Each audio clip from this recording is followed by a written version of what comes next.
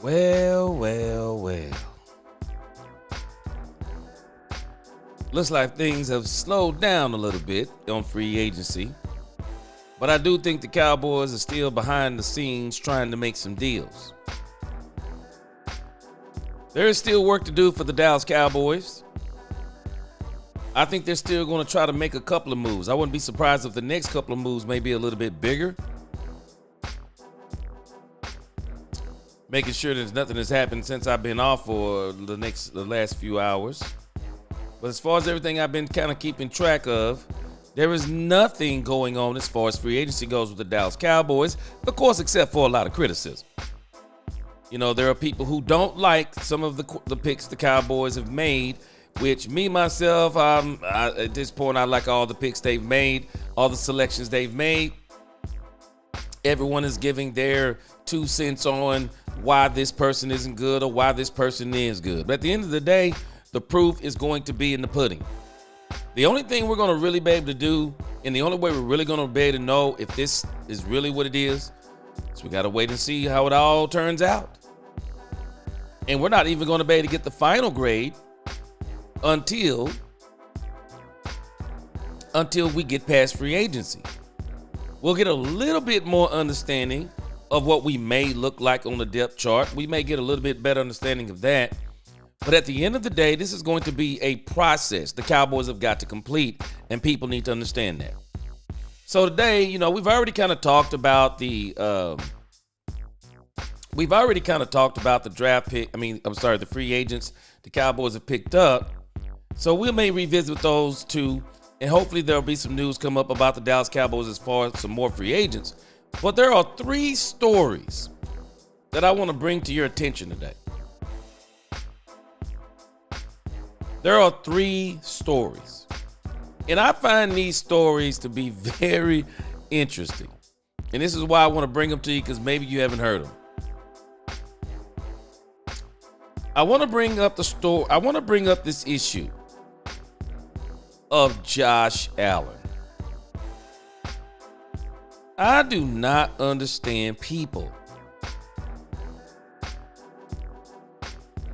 We just got to be more emotionally intelligent. I mean, I've seen Micah Parsons do this. I've seen other people do this. Now Josh Allen is doing this. It's not about what another man makes as it applies to you. It's the front office's job to balance keeping all the players on the team. That is not a player's job. That is the front office. But I want to bring up this thing about Josh Allen. I want to talk about Michael Irvin. And then I want to bring up a tweet that Micah Parsons made that I talked a little bit about yesterday, but people are starting to talk about it. And maybe we'll even mention a little bit about Rico Dowdle. And maybe some things will materialize in between all of this as far as the Dallas Cowboys go, as far as free agency. Before we get started, let's get a roll call in here. What's going on, DC4L, Mr. Brightside? What's going on? What's going on with your Lord Nova? Leandrew Sims, what's going on? Cowboys Nation 600, what's up? Marcus Warner, good to see you. My man Jared, what's going on in the congregation? Yes. John Jones, what's going on? Gregory Thompson, let's go. Oak Cliff Rockefeller. Boy, I love that name. Oak Cliff Rockefeller, what's going on? Kendall, what's up? And we'll just kind of greet everybody else as they come in. What's going on, Robert Simmons? Yes, sir, we're definitely going to get a wide receiver. No doubt about it. True Cowboy, what it do? Skull Unknown, what's going on? Yes, sir. Hey, Skull Unknown, I'm with you. We need to re-sign Kendricks. For sure. Lee Jackson, what's up? LaQueen, what's going on with you? All right. Let's go ahead and get started. We got a lot to talk about. Whether we have 10 or 10,000, we're going to talk Cowboys today, and I'll keep greeting as people come in. Sonny Sessions, what's going on? Yes, sir. What's going on, my guy? Let's look at this story about Josh Allen.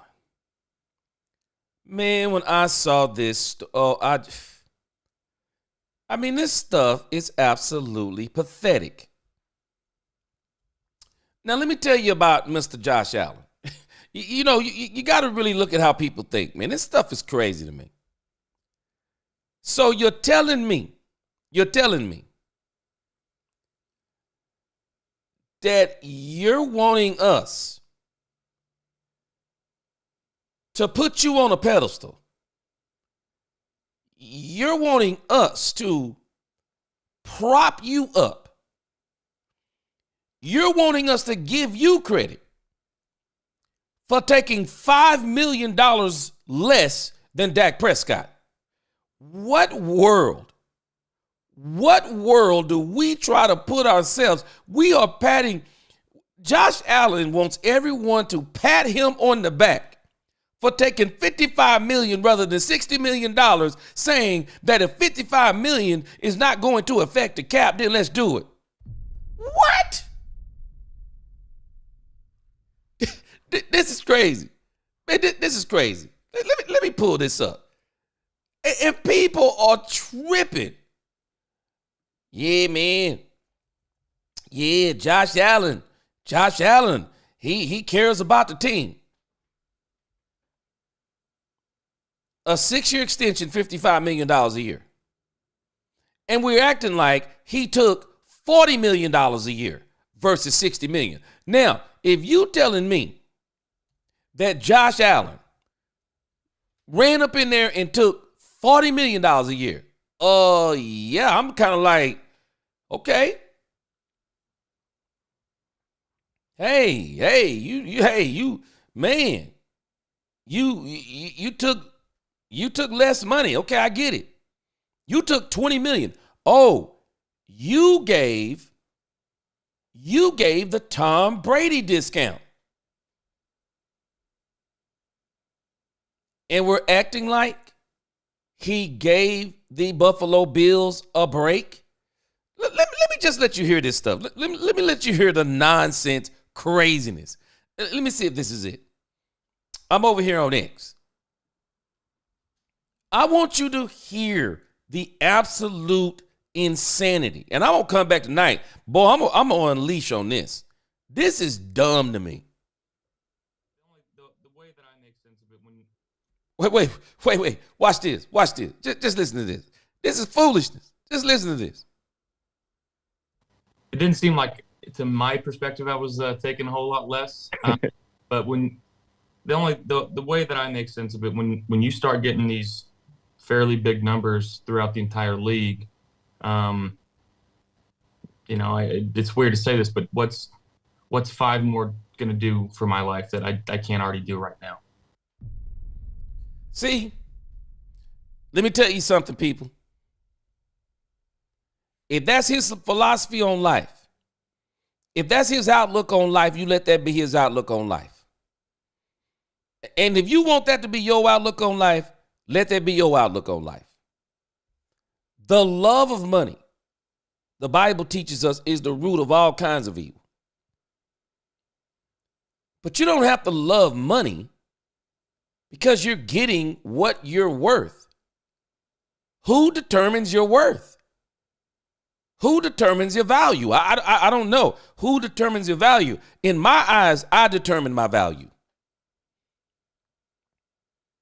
And I'm not going to feel guilty for getting what my ability, my God-given ability, my God-given talent that God has given me. I'm not going to feel guilty for getting whatever it is that God brings to me. I'm not going to be guilty.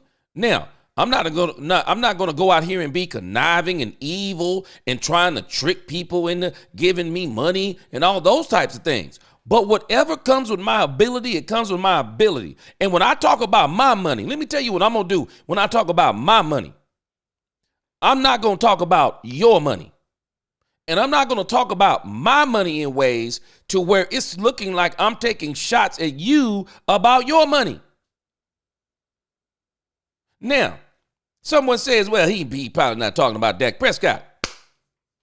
You know how we know he's talking about Dak Prescott? Let's listen to him again. Man, this is trash, man. Listen to this. Throughout the entire league. It's weird to say this, but what's 5 more going to do for my life that I... What, 5 more? So why 5 more? Now, I'm going to let you in on the Paul Harvey of this thing. We got to look at the rest of the story on Josh Allen. Let me show you how disingenuous he's being. But what can he do with $60 million that he can't do with $55 million? I can tell you what you can't do. Whatever requires $60 million. Also, Diggy Zua said this same thing. Also, Diggy Zua, more power to you. Josh Allen, more power to you. I'm not telling people to live the life like that. I'm not telling people to live the life like that. That's the choices they're making. See, me, I would put an addendum in front of this. I would put an asterisk in front of this. I would literally tell people, don't take this for your own life. I'm not telling you to live your life like this. I'm not mad at Dak Prescott for getting his money. See, that's me. I'm that type of person. But I guess I can't expect from people what I would do. But I'm not going to throw shade on another man, another woman, for what they are getting based on their ability and what someone is willing to pay them. DeMarcus Lawrence, ain't no way I'd have paid DeMarcus Lawrence. But I'm glad DeMarcus Lawrence got his money. If the Seattle Seahawks want to pay DeMarcus Lawrence, go get your money. Go get your money. Create you generational wealth. Do whatever it is you do. But I'm not going to sit here and try to make people feel guilty for taking their money.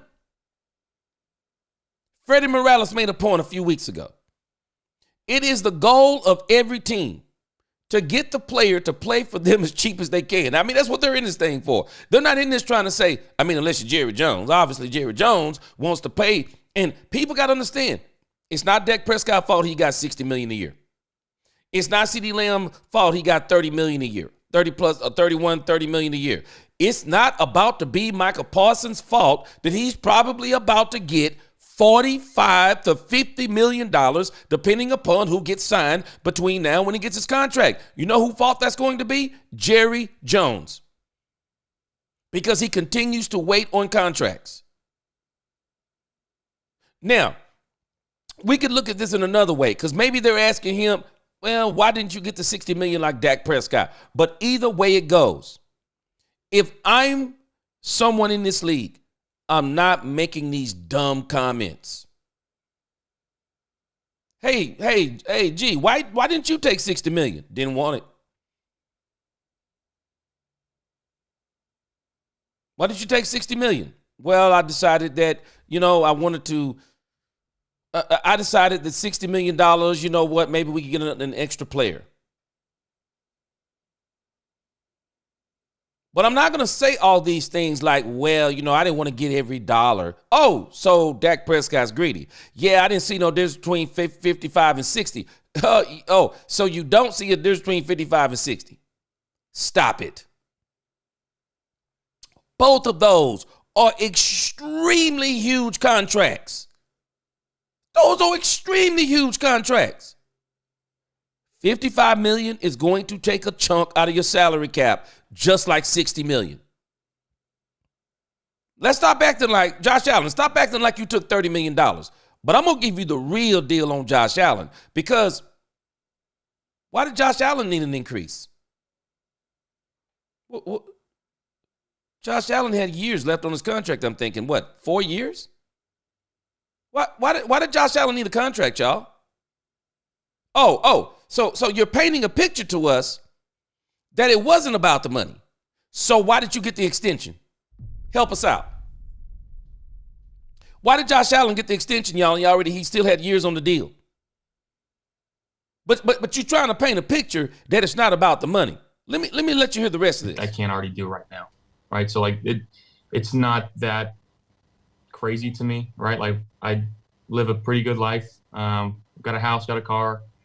were good, but I wasn't looking to absolutely kill them in every chance that I could. And I told my agent that. I was like, hey. So wait a minute. Watch this. Wait, hold on a sec. So 60 million is gonna kill him, but 55 million is relief. Miss me.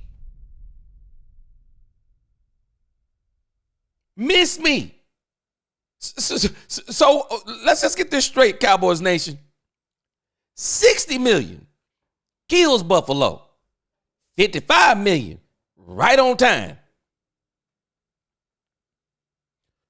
Utter nonsense. Well, hey, Josh Allen, you know what would have really helped us out? I mean, if I'm the Buffalo Bills, I mean, this is just me. Hey, you know what would really help us out? How about you not getting an extension right now?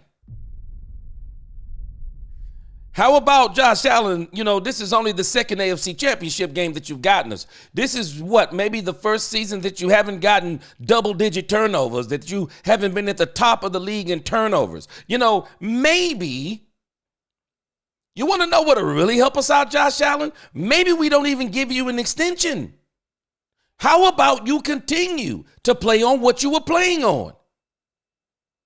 How about you continue to play on what? I think he was playing on somewhere around maybe 40-something million. So the question becomes to me, why did you have to get a deal in the first place? I'm just asking. I'm just asking for a friend. This dude is talking to us like $55 million is nothing. Man, get out of here. If this has any impact on the pack,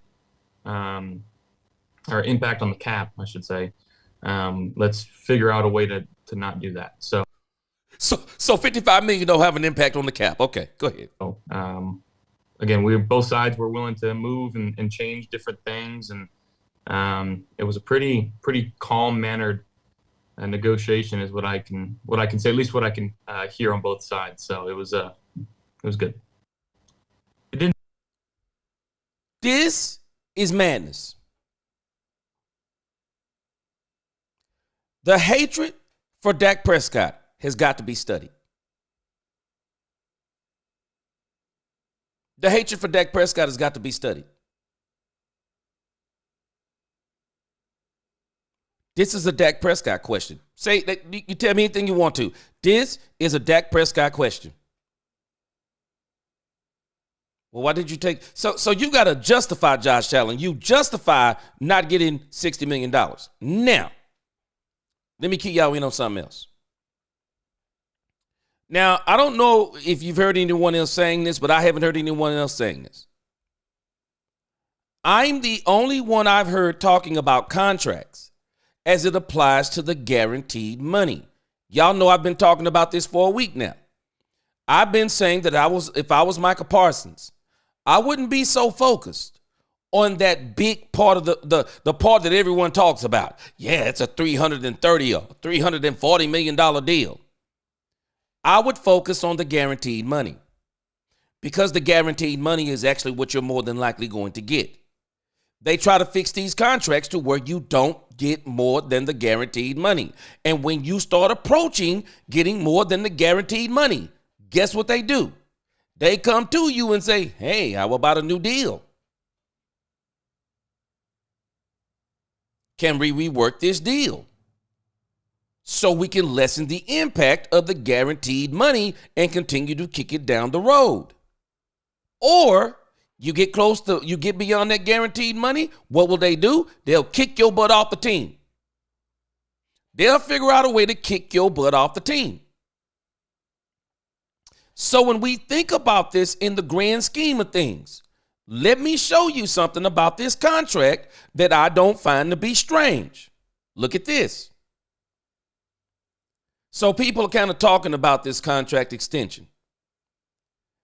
It's weird to say this. This is him talking. But I thought this part right here. Look at what the Bleacher Report is reporting. Remember what I told you. It's a $330 million contract extension. Remember what I told you? Throw that number in the trash. I'm pretty sure if you can read on your phone or on your computer, do you notice what it says here in the next caption? Now, for you folk who are listening and can't see, let me read it to you.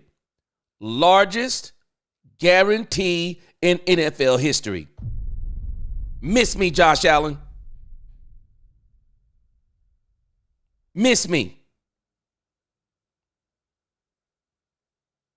You want us to believe that you left $30 million on the table. Let me help us with something. $30 million you never got. $30 million, I'm sure you were not offered. Somebody got smart like me and said, I don't want these inflated numbers based on roster bonuses, how many touchdowns, how many turnovers, how many yards I run, roster bonuses. Nope, I don't want none of that. You know what I want to deal with? The same thing I told y'all last week. Give me the guaranteed money. Throw all that highest contract nonsense in the trash. So, you don't get more than Dak Prescott on the front end, $60 million per year, but on the back end where it really counts, you exceeded Dak Prescott by $19 million.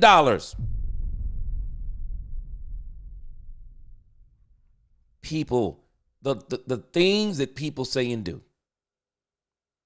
This is crazy to me. This is crazy to me. And people are running with this.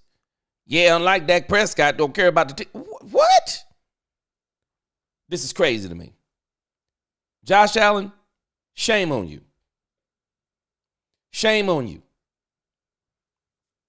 Shame on you, Josh Allen, for doing this to one of your football brothers. Shame on you. Bottom line. Now, let's go over to ESPN. Then I'm going to come back to the comments and greet some more people. And I got a super chat. Mina Kimes. Like this lady. Like what she tries to do. It has to be studied of why they prop Josh Allen up on a pedestal.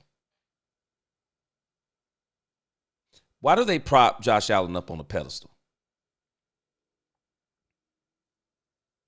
Josh Allen has had absolute teams around him. You want to talk about Dak Prescott having teams around him? Josh Allen has had absolute teams around him. And let me tell you something about Josh Allen. Josh Allen has more natural ability than Dak Prescott. Let me tell you something about this dude, Josh Allen, that people may not understand. Josh Allen is a naturally gifted quarterback. Natural. Big, born like that. Fast, born like that. Cornbread strong, born like that. I would love to know what his workout regimen is. I'm telling you, I guarantee you this dude's whole life, he's had those things. And those are the things that he's had an advantage over people with his whole life. Stuff you can't teach. Big arm. Big arm. It is argued that he has the strongest arm in the league. Even though some would probably argue, Lamar Jackson would argue that he can throw the ball farther than Josh Allen. But there was a time that people were arguing for Josh Allen and Patrick Mahomes to have a throwing contest. And Patrick Mahomes like, I don't want to throw my arm out. He knows what Josh Allen is. Y'all remember what I told you about quarterbacks a few months ago? The scariest running quarterback. The best running quarterback is Lamar Jackson. The smartest running quarterback is Patrick Mahomes. The one that probably has the best combination as in a skill set is Jalen Hurts. But when you talk about the scariest quarterback running, cornerbacks don't want to see him. Safeties don't want to see him. Linebackers don't want to see him. Josh Allen is almost the white Cam Newton. That's how scary he is. He's got a lot of natural ability, God-given ability. People talk about Dak Prescott hadn't won a Super Bowl. When you have all of the natural ability, physical gifts that Josh Allen has been given, more shade should be thrown at Josh Allen than at Dak Prescott. Dak Prescott has had to work at being as good as he is. He's had to work at that. Dak had to work hard to become a natural thrower of the ball. And he's still working on it. He could run the ball, and he was pretty good at it. Not like Josh Allen. Not as big, not as fast, not as strong. I mean, you think about it, how much Dak has worked to get the success that he has. That's why he's the ultimate success story, and you want him to get a Super Bowl. But when we think about Josh Allen, they've crowned him since he hit the league. They have tried to make him the face of the NFL for years. They gave this man the MVP. And they'll admit it. Lamar Jackson's numbers this year were video game numbers, better than both of the previous MVP years. If there was a year that Lamar Jackson deserved the MVP, it was this year. That dude put up video game numbers. Last year, Dak Prescott smoked him. It's a regular season award, and Dak smoked him with regular season stats. Smoked him. And both of them went to the playoffs. And guess what happened? We tried to put Lamar Jackson on a pedestal. They both went to the playoffs in 2023. They were both one and done. Oh, I forgot. Because Lamar Jackson had less numbers than Dak Prescott, because we're saying he looked better getting those numbers, because we know that Lamar Jackson looks like a video game when you're watching him. So we robbed Dak Prescott of the MVP of the league when unequivocally he destroyed everybody in the whole league. So then we come back and Lamar Jackson destroys everybody in the league. And then we give one Josh Allen the MVP because he gets single-digit turnovers. Make it make sense. The league has tried to crown Josh Allen as the face of the league. And I'm telling you, this man wins a Super Bowl. You think that they have it will pale in comparison. What they've done for Patrick Mahomes, because the reality is this. As much as Patrick Mahomes has won, does anybody consider Patrick Mahomes to be the face of the league? Let me know in the chat. I don't know anybody who considers Patrick Mahomes the face of the league. They may consider him the best quarterback in the league, but they don't consider him the face of the league. They want that to be Josh Allen. And he hasn't lived up to the bidding. Now, the reason why I'm leaving this up here, listen to this. These same folk, the reason why I'm saying what I'm saying, Josh Allen is more talented naturally, I'm saying. I'm talking about natural ability. I don't think no one will deny Josh Allen is naturally more talented than Dak Prescott. I would even say all the way around, naturally more talented than Jalen Hurts, Lamar Jackson. I'm talking, when you talk about the whole package, size, speed, power, arm strength, all those things, I would even dare say more than Patrick Mahomes. Don't mean he's better than Patrick Mahomes, because I'm taking Patrick Mahomes over Josh Allen. I'm taking Dak Prescott. I know that's an unpopular opinion. I'm taking Dak Prescott over Josh Allen. I'm taking Joe Burrow over Josh Allen. Him and Lamar Jackson.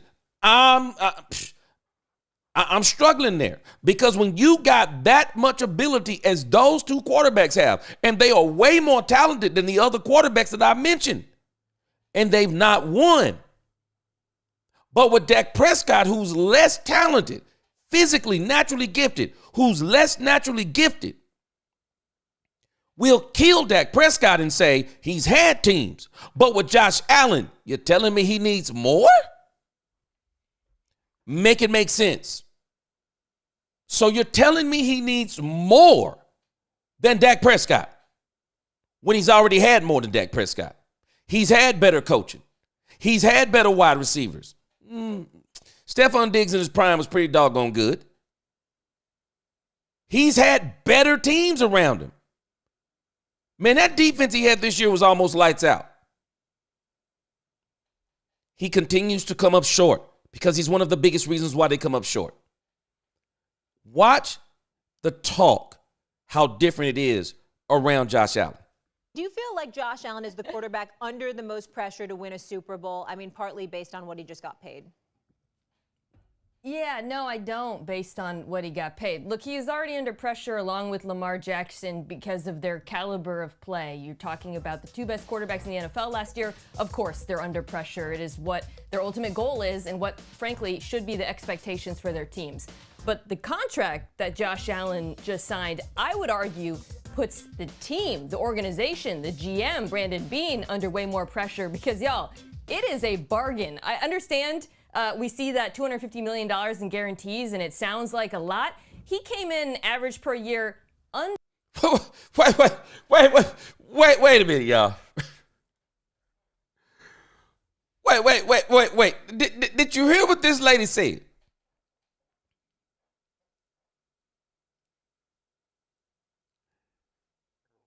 $250 million guaranteed.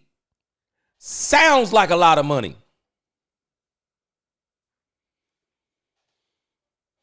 What school does she go to? What school she go to?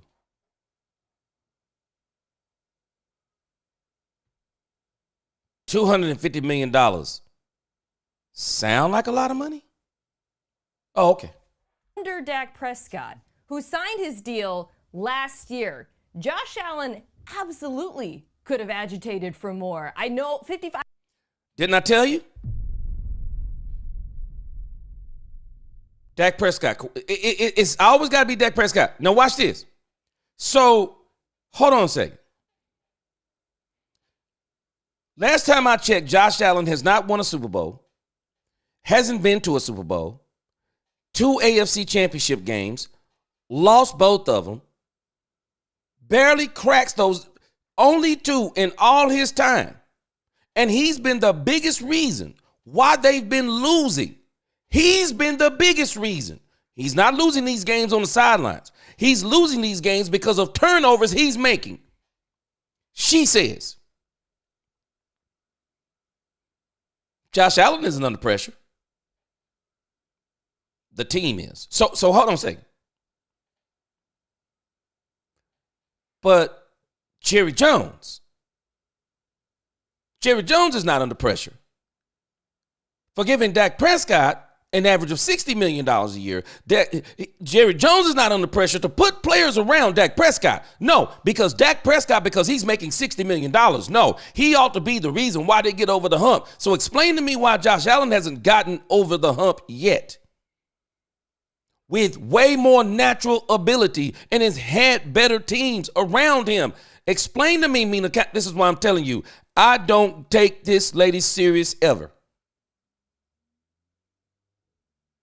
I've told y'all before, when they love you, they make excuses. When they don't like you, you're the reason. When they love you, it's everyone else's fault. When they hate you, it's your fault. This lady just fixed her mouth to say $250 million. Sounds like a lot of money. What? This lady crazy. $5 million, or what sounds like a lot, that's not going to be a lot in a couple of years. So will $60 million be a lot in a couple of years?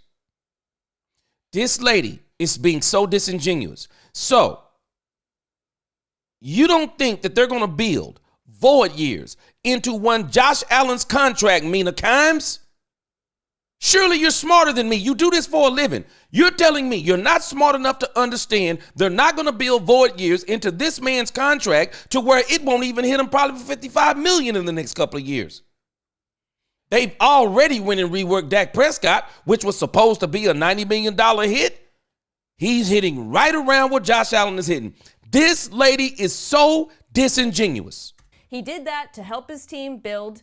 And if they don't build a better team around him, I would argue that the team, the GM, the front office, deserves a lot of criticism because they put pressure on themselves with this latest. So hold on a second. So Mina Kimes. So because he took $55 million, so you're telling me that when Dak Prescott did his deal from the beginning and built the void years in, do we not understand? The player has to agree to the void years in the contract that knocks the money down the road. So you're telling me that Dak Prescott, when he worked that into his deal, that wasn't Dak Prescott trying to help the team. Oh, hold on a second. He's not Josh Allen. So Josh Allen gets the highest amount of guaranteed money in NFL history at $55 million per year, only $5 million less than Dak Prescott, but we're talking like it's $50 million less than Dak Prescott, and he's the hero and Dak's the villain. And it's not that he needs to step his game up when he is the reason why they have not been winning these games. Oh, but it's the organization's fault because they got to put more around Josh Allen. How much will be enough? Help us out, Mina Kimes. They got him a defense last year. They got him a run game last year.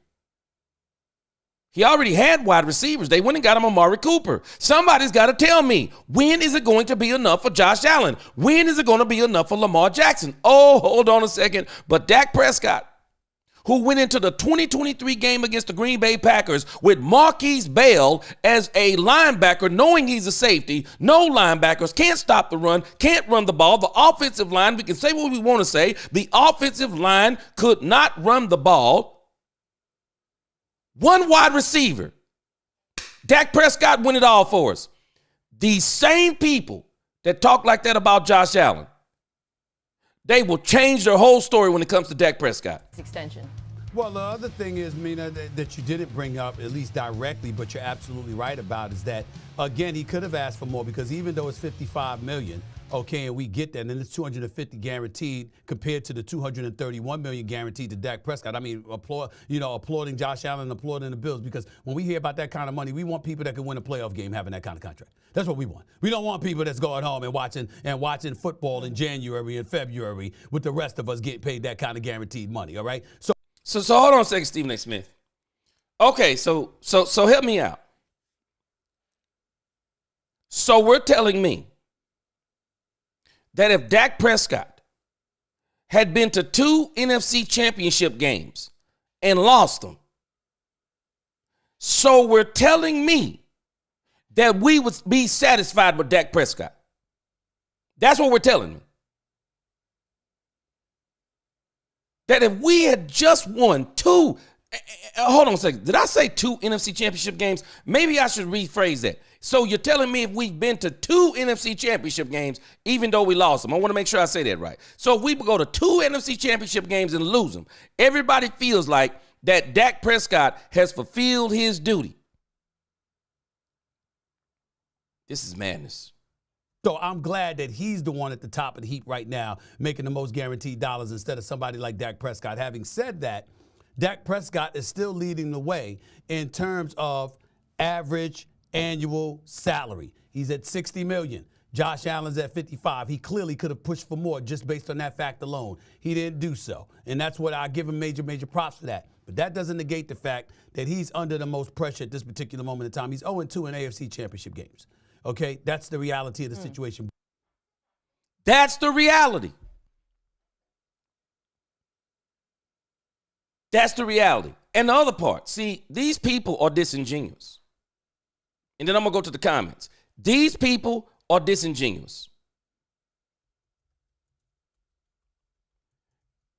These people, you can tell, they talk from positions. They talk from positions of stupidity. They talk from positions that we got to get the most clicks and we got to get the most likes. And we got to do everything we can do to always make sure that we're going to put Dak Prescott down. So hold on a second. They probably forgot that there's something called the internet. Oh, it's the internet. It's called the internet. And you can clearly go and see a lot of stuff that people are talking about. This is Dak Prescott's deal. Can I help us with this part? Strange to me. It's strange to me that when you look at Dak Prescott's deal now, what does it say? So Dak Prescott doesn't get credit for working this deal from the very beginning. Y'all see these void years, right? They're designed to absorb the previous 90 and 80 million. And I will not be surprised that when they get to 2026 and 2027, that they're going to do those too. Excuse me. And they're going to probably move those down too. And Dak Prescott's, cap hit $44.6 million in 2024. That didn't help the Dallas Cowboys. It didn't help the Dallas Cowboys. 2024. 2025. This is not helping the Dallas Cowboys, is it? The cap hit is $52.3 million. That's not helping, is it? I'm sorry, $52.9 million. $53 million. You might as well round it up. So that didn't help, did it?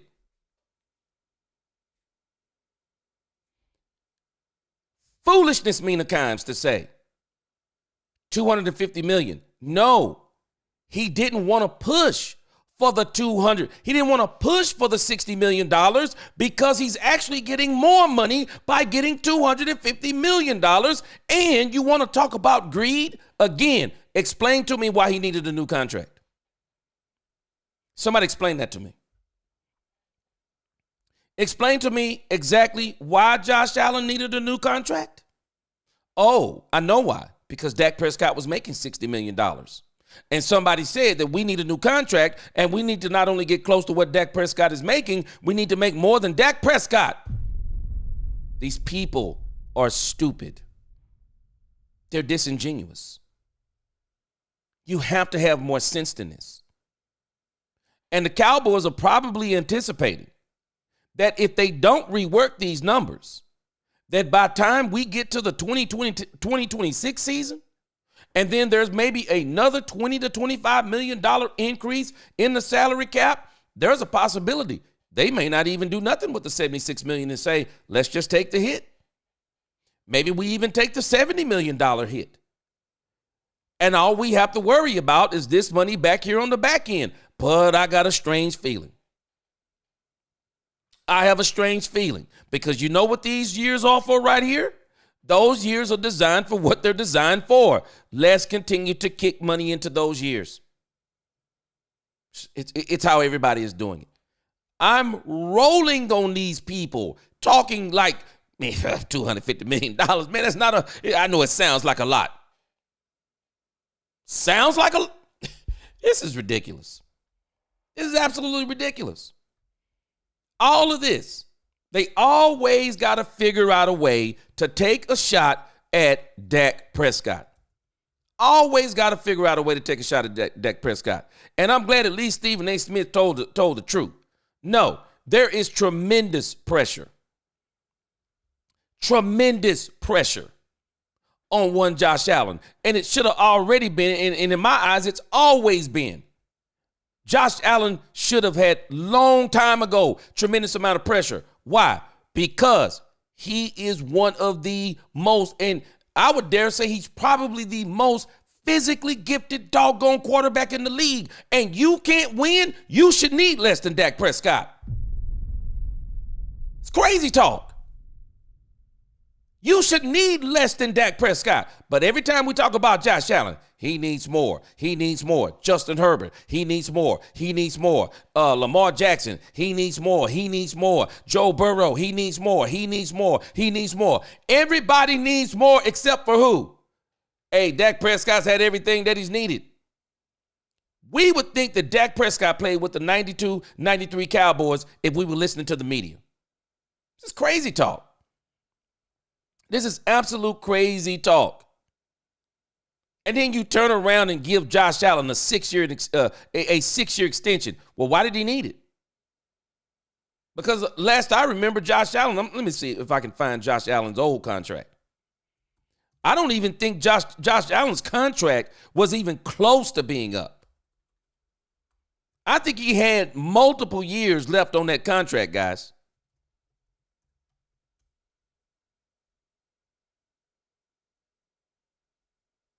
I wish I could find his old contract, but they update this stuff sometimes so fast.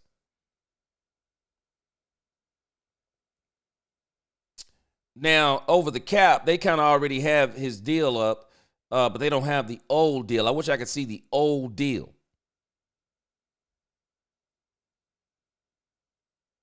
But if I'm not mistaken, he still had about 4 years left on that deal, somewhere around that mark. And maybe I'm wrong, but I know the deal was not about to be up. But Mina Kimes, again, is being disingenuous because look at the deal. The deal, he'll hit the cap this year for $41 million. So that I think that's kind of what he was around. But then his cap number, so you got $54 million guaranteed, $34 million guaranteed. But again, I'm telling you, this man is absolute genius in how they work that doggone contract. He's going to get $250 million at least guaranteed. $250 million guaranteed. Look at his cap hits. 41, 61, 58, 64. In reality, when you think about it in the grand scheme of things, his deal really doesn't look much different than Dak Prescott's. It just doesn't. He's still hitting them for tremendous cap hits. Tremendous cap hits. But again, because it's Josh Allen, we got to change the story. And isn't it amazing what I told you? Look at what they got built into the contract. You see these years right here? Void years. Void years. They've already got void years figured in. They're going to kick that money down. This lady, Mina Kimes, she's so disingenuous. So disingenuous. And so many people are when they talk about one Rain Dakota Prescott. Let me read the super chats and then I'm going to go down into the comments. Rico Bullock, appreciate that $5 super chat.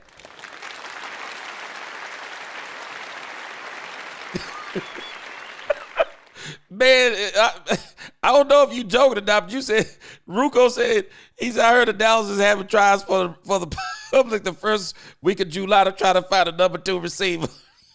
Man, I haven't heard that, but if that's true, that's crazy.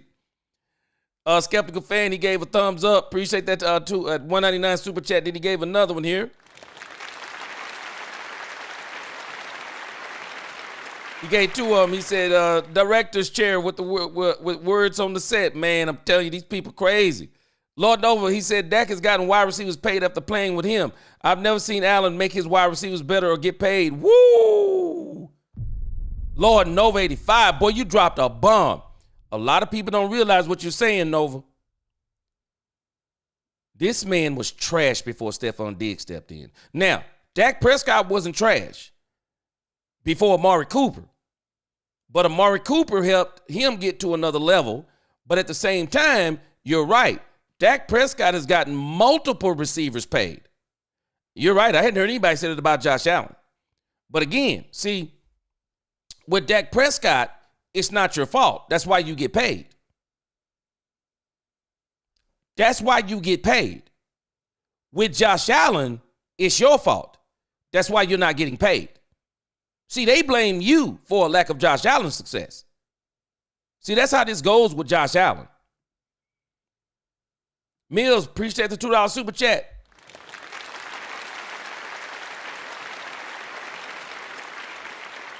Mills, they absolutely hate Dak Prescott. You know what?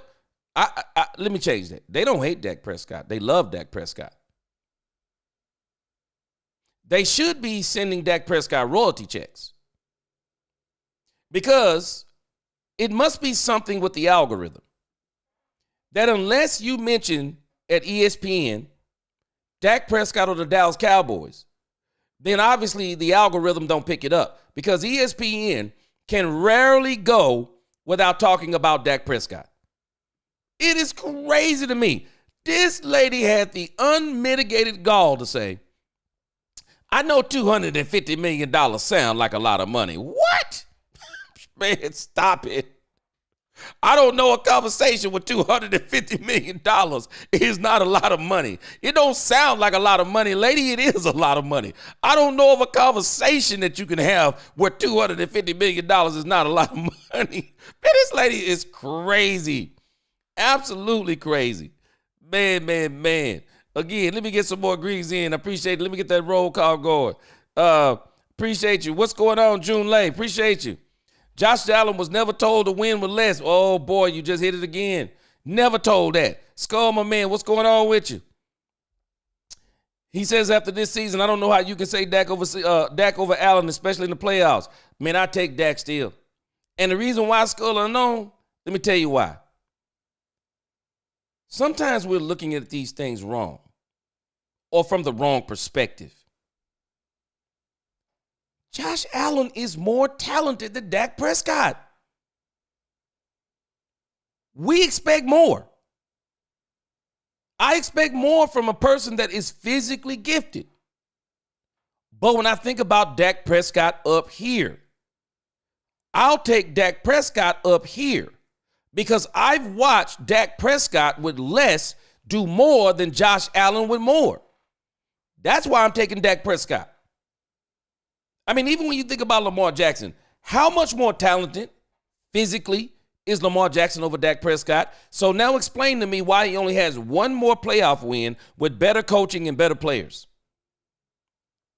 When you tell me that equation, that they've had better coaching, better players, more physically gifted than Dak Prescott, and he's won more than them in that 3-year span that only Patrick Mahomes won more games than, I'm asking the question if it's me. Well, I see what you're saying. I can see these guys, how talented they are. But what about this guy, Dak Prescott? He's doing more with less.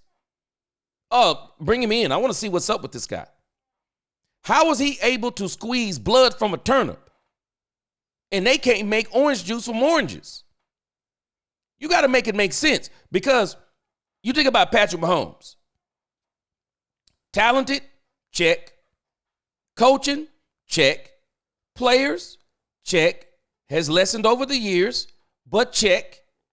What have we seen? Super Bowls. Jalen Hurts. Talented. No matter how we slice it, he's talented. He's not the best quarterback. He's not the best running quarterback. But he's got a balance in there that really helps the team be able to win. But let's think about Jalen Hurts. Talented? You can argue, but he is. Check. Coaching? Has he had it? Check. Players around him? Check. Yes, he's had them. What is the result? Super Bowls. Won one, lost one. Dak Prescott. What do we see? Talent? Check. He's talented no matter what anyone says. But what have we seen with Dak Prescott? Ownership GM. X. Coaching. X. Players around him.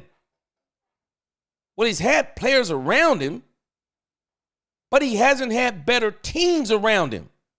You can either go with dash, or even if you say check, let's give a check. Some will argue Dak's had teams around him. I'll give you the check.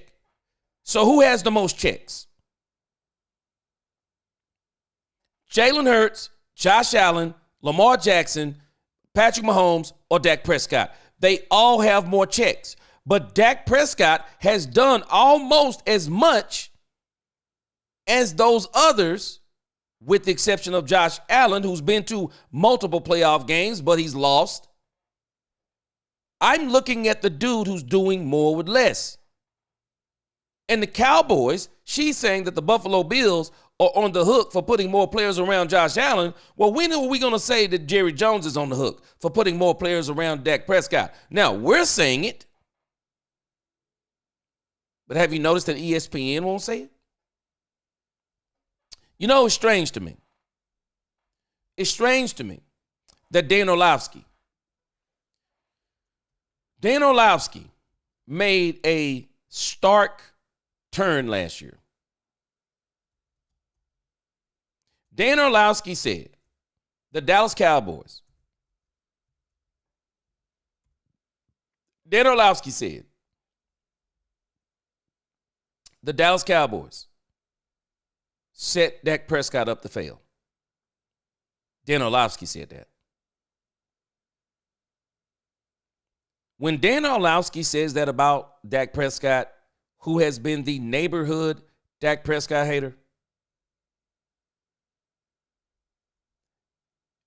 you know something must be wrong.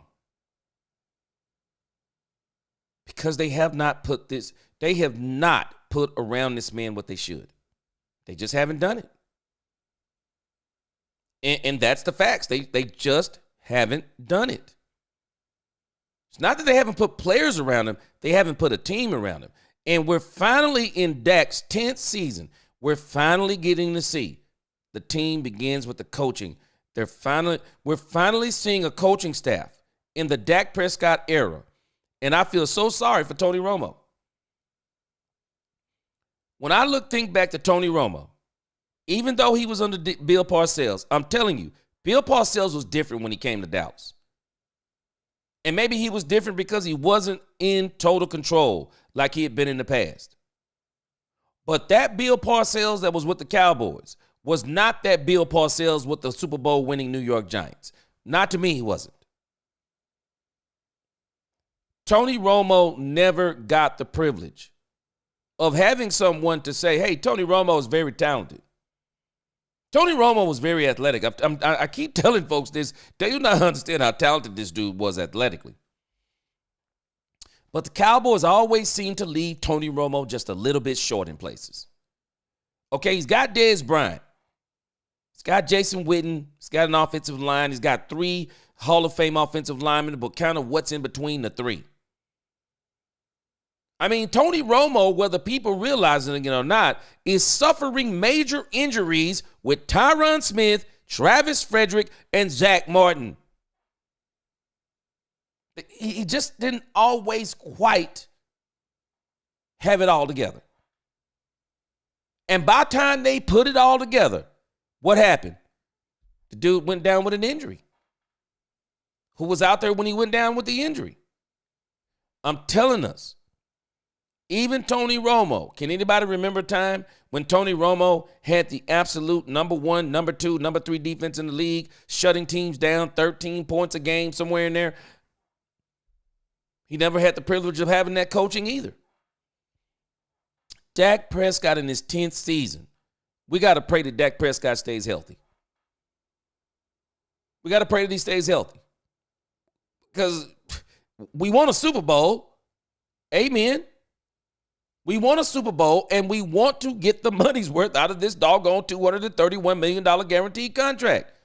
He's finally got a coaching staff that I think that most of us can agree to say this is the best coaching staff that he's had. At least it seems like on paper. We're going to see when the rubber meets the road. This coming season, we're going to see if the rubber can meet the road over the next 3 seasons, and can they get this Super Bowl? Because now he's got the coaching. And I do believe they're going to get him the players. The Cowboys are going to go crazy, I believe, on the offensive side of the ball. They're going to go crazy in the draft. Some people are predicting the Cowboys are going to go defense and O-line the first 3. No. The Cowboys are going to shock me if they don't go wide receiver in the 1 in the first round and running back in the 2nd. I'll be shocked. I think that Ted McMillan will be too much for the Cowboys to turn down if he's there. If the Cowboys don't get Ted McMillan, I'm not going to be surprised if it's Emeka Egbuka or the kid from Texas. They're going to get Omarion Hampton or probably Travion Henderson or someone of that ilk. They are going to make sure they're going to get a wide receiver. They're going to get Dak Prescott a wide receiver and a running back. They'll probably get an edge rusher, probably get a defensive tackle, and I'm not going to be surprised on the back end. They're going to get another running back. I see 2. Javonte Williams is not going to be the Cowboys starting running back unless there's an injury. He is not the starting running back. I don't even believe he's the 2.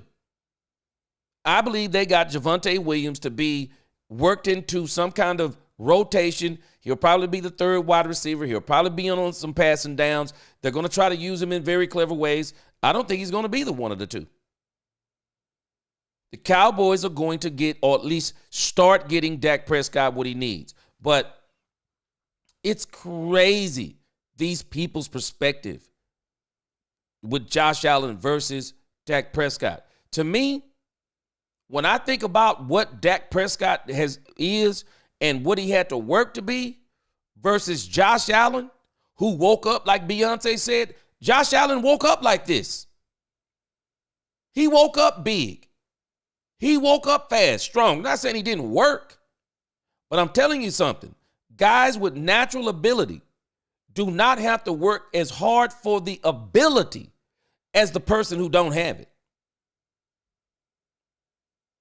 The person who don't have it, I don't think we are understanding. For Dak Prescott to equal Patrick Mahomes in wins, in stats, and all of these things in 3 seasons, when we know that Dak Prescott is not as physically gifted as Patrick Mahomes, I don't think we're understanding some things about, in order for that dude to be on that dude level, man, he got to work hard at it. Patrick Mahomes, because he's got so much natural ability, his focus is not on, okay, I got to work on my ability. I got to work on I got to work on being able to throw the ball deep, throw the ball here, throw the ball there, running the ball, blah. He just enhances what he already has. He just enhances it. And he's more focused on, hey, okay, now how does the game plan figure into this? Because if you look at him at Texas Tech, you could tell he already had the talent. He didn't have the coaching. And they honed in all that wild talent that he had, and you're watching it now being just kind of honed in, perfected, and focused. I'm telling this, man, I don't think we understand that when guys are not born with the natural ability of others, how hard they have to work. How hard they have to work. I'm telling you, it's different.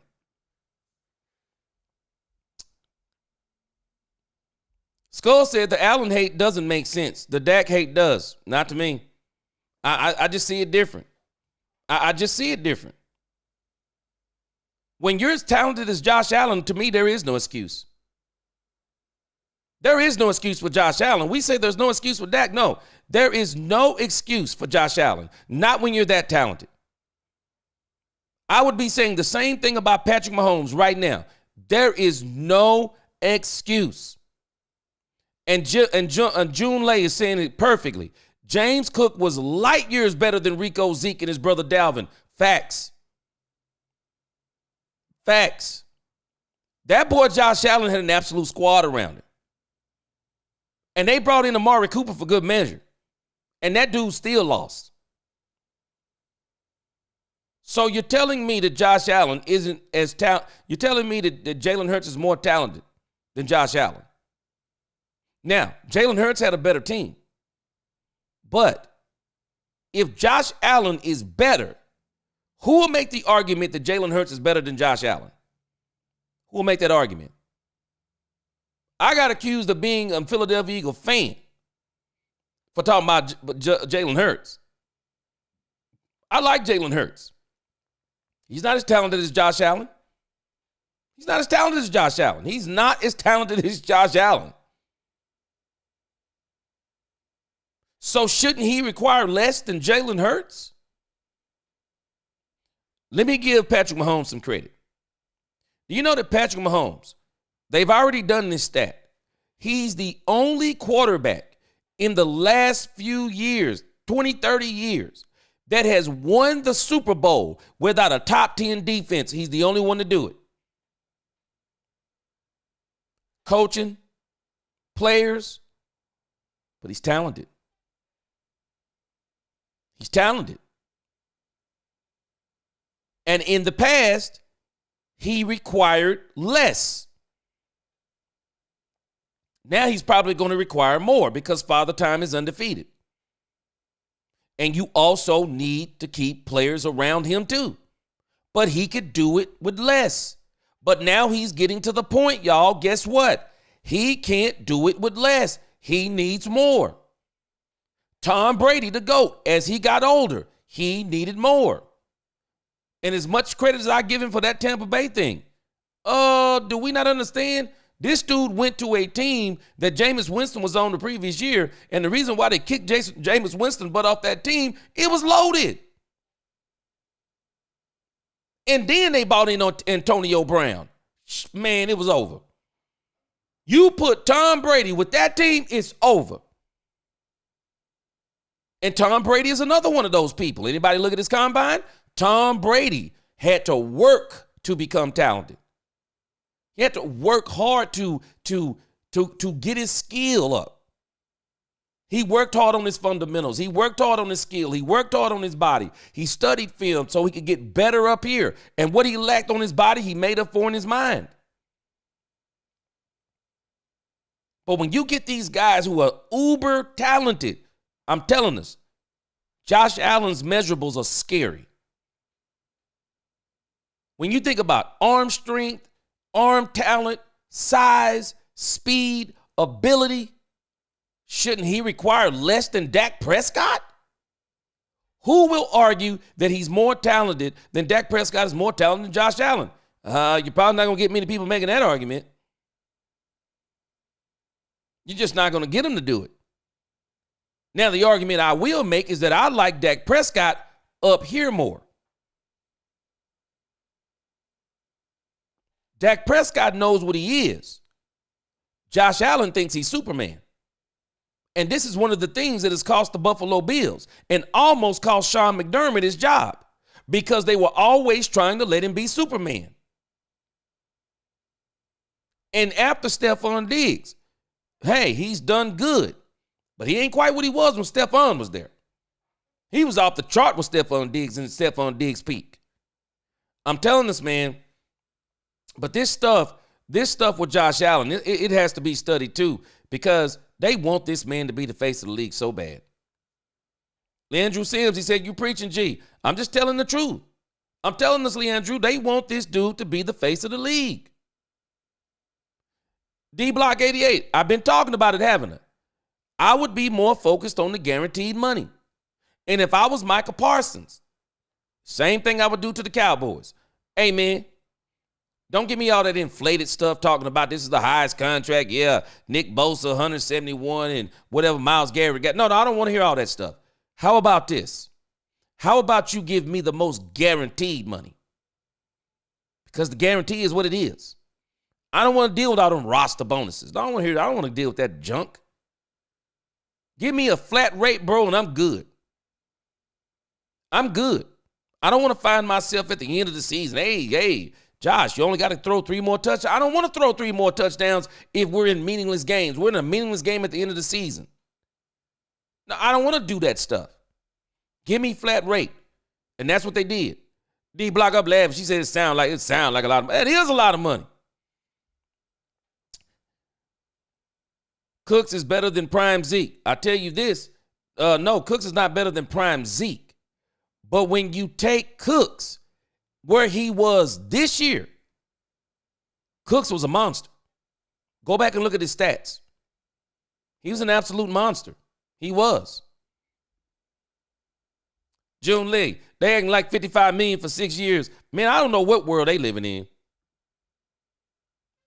D Block, I'm telling you, boy, she must got it like that because I'm telling you, man, you talk about $250 million sound like a lot of money. Man, please. Shoot, let me have it. Don't know be the best. Prime Zeke was only good for 3 seasons. And you know, don't know be the best, and we won't have a discussion tonight, but Zeke is the only one at fault for not still being good. One thing we know about Zeke, the dude seems to love to party. Zeke was another one of these examples of a person that was physically gifted. And I just don't think he worked at it. I think Zeke thought he could keep rolling out of the bed and be better than everybody. But when you get to this level, you have to keep working. especially as a running back. Man, you got to keep working. That's one of the things I appreciate about Deion Sanders. Deion Sanders said something, man, I'll never forget. Deion Sanders said, I realized when I was young, I was great. Man, I want y'all to think about that. This dude said he realized when he was young, he was great. He was better than most. He said he realized it. He said, and for that reason alone, he went to work. That dude said he went to work and just worked and worked and worked. And that's why Michael Jordan, for me, is another one that'll forever be GOATed. He will forever be GOATed. Michael Jordan was never content with being the best. Just never was content with it. Unlike a lot of these players that people try to argue. And I don't even understand why people really try to argue the LeBron James, Michael Jordan argument, because I don't really think that's an argument. I think when you're talking about LeBron James, he fits more in the Magic Johnson category because their play style to me is more similar. But when you talk about Michael Jordan, the all defenses, the multiple MVPs, that is because of how hard he worked. Jordan was a hard worker, even being gifted. And that's why I'm telling us, when you get a player that is not as gifted as these people who are naturally gifted, and they go out there and work hard and achieve some of the same things, man, you better really put respect on them people's name because they really had to work to get to those levels. Big Dal 8604, what's going on? He said Dak was dang near a rookie when Zeke was in the prime. Are you kidding me, Skull? Give Dak Zeke now and see what he do. Woo, man. Hey, watch what he do when they give him a run game this coming year. June Lay, yes, sir. James Cook is still going strong. Still going strong. Leandrew Sims, he said, you right on. Josh and Lamar is a toss-up. They're both equal. Hey, they're both talented for me. But that's the knock on them.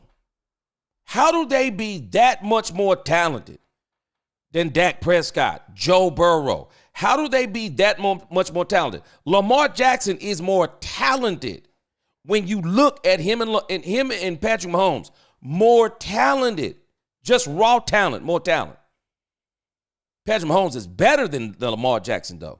He's better than Lamar Jackson, better than Josh Allen. Better, and man, Joe Shiesty, boy, let me tell y'all something.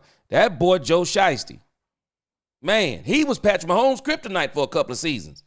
That boy Joe Shiesty with a team, man, we might be looking at Joe Shiesty already having a couple of Super Bowls.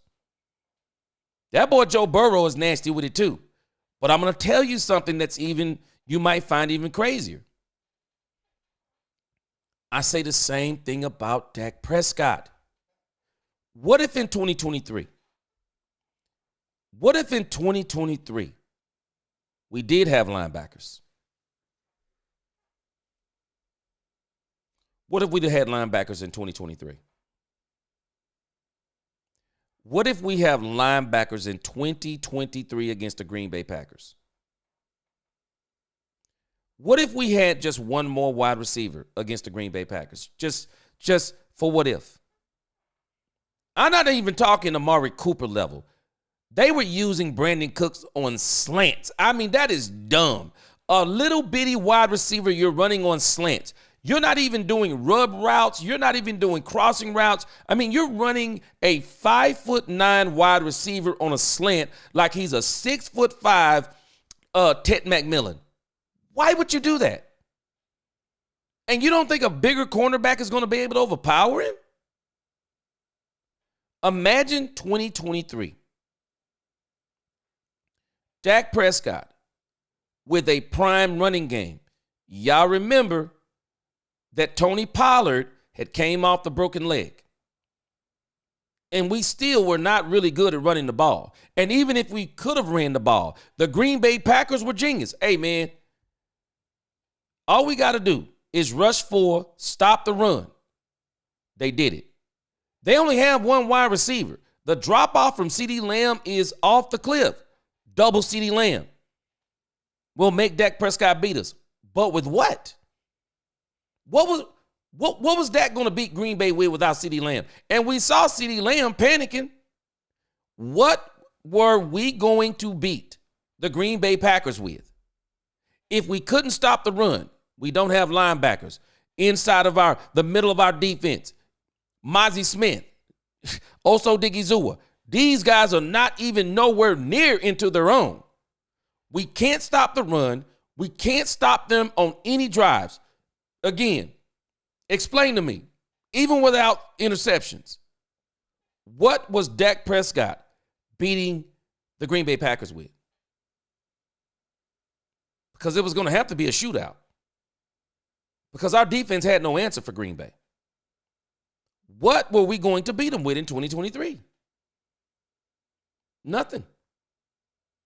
Absolutely nothing. Unless Dak Prescott was literally going to have a 150-yard rushing day that day. In order for Dak Prescott and the Cowboys to beat the Green Bay Packers that day, with no run game, can't stop the run. So we're talking about they couldn't do anything in the trenches. They got one wide receiver, and the run game is barely on two legs. The only thing the Cowboys was going to beat the Green Bay Packers with was Dak Prescott rushing for 150 yards and throwing for another 400. That was the only way we were beating them. We don't even realize that same Green Bay team went right to San Francisco and wrecked shop on them too. They wrecked shop on San Francisco. Almost got San Francisco with the okie doke. Almost got them too. Imagine Dak Prescott. Imagine Dak Prescott with another wide receiver, a run game, and linebackers. Just that little bit. I don't even say we had linebackers. What if we'd had Bobby Wagner? If we'd have just had Bobby Wagner, I believe we still probably win that game. Bobby Wagner on defense. Even without a run game, just give Dak one more wide receiver. I still believe we win. I still believe we win. But we have continued to give Dak Prescott in some of the most pressure-filled situations less. And then we start crying when he don't win. But Josh Allen, hey, man, he's had teams. Josh Allen has had teams. And anybody can tell me anything they want to about Lamar Jackson. But Lamar Jackson not winning the playoff game this year, travesty. Absolute travesty. It was. Absolute travesty. But again, all of that is water under the bridge. Cowboys are on the clock with Dak Prescott. They are on the clock with one Dak Prescott. They're on a 3-year clock, and they got to get a Super Bowl. Now, I do believe they're going to get that Super Bowl. This year is going to go a long way towards doing it, so that by next year they're going to really be able to put some players around Dak Prescott. But they got to get players. They got to get offense, and I think they're going to do that in the draft. They're going to get this offense in the draft. They're going to get it set right that when it comes out in 2026, it's going to be really nasty. This year, what we're going to watch is the gelling of this team. Now, you have to understand, when you put something together for the first time, I don't know if y'all used to do this when y'all were younger. I used to put together model cars. Well, the one thing that happens when you put together model cars is you can't play with them immediately. You put them together, and then you got to you glue them together, and then you got to let them dry. You got to let them dry. You got to let everything mold and meld together. And that's where we're going to be with the Cowboys this year. But I'm feeling real good about where we are. Yes, sir. Lord Nova. He said, remember, wide receiver by committee before Cooper. Yep. And I'm telling you, man, when you think about what the Cowboys have going, right now, the Cowboys are telling us what they're doing in the draft. They're telling us what they're going to do. I think they got a couple of more pieces they're about to try to put together in free agency. I think this is what they're working on. I think they're going to try to get another couple of pieces again. It is now starting to come out The Cowboys have been in some of these conversations for these big players. So, we can take some consolation in that. The Cowboys they were trying to get some of these big fish. They couldn't get them. They got outbid. They got outbid on the cornerback from the Baltimore Ravens, who's from the Dallas area. I forget his name. They tried to bid on him. They lost the bid. The Cowboys have actually been getting beat on some of these players. So it's not like they haven't been trying to get players, y'all. They're just getting beat on them. And the issue is, you get a fish that's too big, you don't have anything left for anybody else. And so that's where the Cowboys are. And so that's what we've been watching. But I do think the Cowboys, they have another fish. I mean, I think they have another couple that they're going to try to do, and I think it's going to be on defense. I think they're going to try to get a couple of more pieces on defense. I think they want something a little bit more major than the guy from the Titans. I think because I was looking at this guy's contract from the Titans. I got to still get familiar. Man, I still got to get familiar with these new Cowboys names. Y'all excuse me. I'm just not familiar with these guys' names the way I would like to be. But the linebacker that the Cowboys got, I'm gonna do a story on him tonight. Boy, this thing, man, there are people that are mad about Kenneth Murray Jr. Boy, there are people that are hating so hard on this. Kenneth Murray Jr. has a weird contract. Now, it's a $7.6 million contract, if I'm not mistaken. The Cowboys are absorbing that entire contract, and we got some people that are mad about it. But also, from what my understanding is, the Cowboys fixed Kenneth Murray Jr.'s deal that if Kenneth Murray is not panning out by the first game of the season, the Cowboys can cut Kenneth Murray Jr. and only pay him $1 million. They'll be off the hook for $6 million.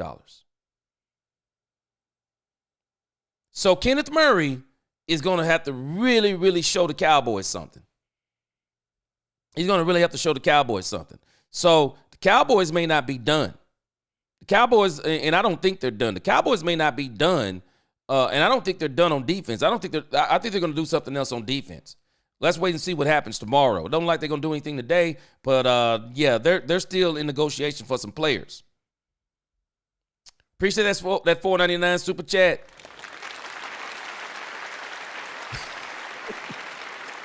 Get right or get left. He said the new South Dallas soothsayer. He said that's my story and I'm sticking to it. 2026 will be the year of the reckoning. It is. We need, we got to watch what they're doing. We're watching a fast track of what they did in the 90s. We're watching a fast track version of it. Because when they brought in Jimmy, they needed to get more players and they needed the Herschel Walker trade. Well, right now, we got more players than what they had when Jimmy came. So since we're already working with Dak and we're working with CD and we're working with Micah, we're working with Bland. I mean, I'm telling y'all, I'm telling us, my man D-Block, he said the Cowboys would love me. I'm just telling us, D-Block, what Jerry's going to tell us.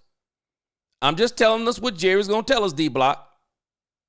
When folks start talking to Jerry about why didn't you sign these big-time free agents and blah, blah, blah, Jerry is going to fall back on something that if we think about it, whether we like it, it's some truth to it. We already have big names. That's what he's saying. Jerry is saying we got the big names. Now we're just going to try to build a team around the big names. Who are the big names? Dak Prescott, CeeDee Lamb. We got the big names. Who are the big names? Micah Parsons, Trayvon Diggs, Demarion Overshown, Deron Bland. We got the big names. And Jerry is saying something. The big names that I'm going to bring in, the big names are going to be on offense from the draft. And I'll probably bring in another big name. I'll probably bring in a big name in the draft on defense. And then by the time we look up at the end of the draft, we're going to have big names. We're going to have 10 big names more than likely. Because when you think about teams like the Commanders, they're getting big names because they really didn't have the big names. Philadelphia did it last year. They got the big names. They don't need to get the big names. That's why you haven't seen them splashing, splishing, and splashing in free agency.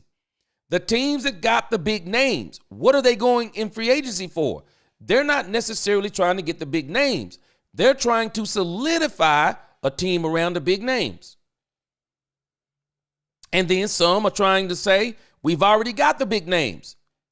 Baltimore Ravens, they already got the big names. What did they do? We need something else. They believe that wide receiver is what stopped them from winning last year. You can tell by what they did. Who did they go get? D-Hop.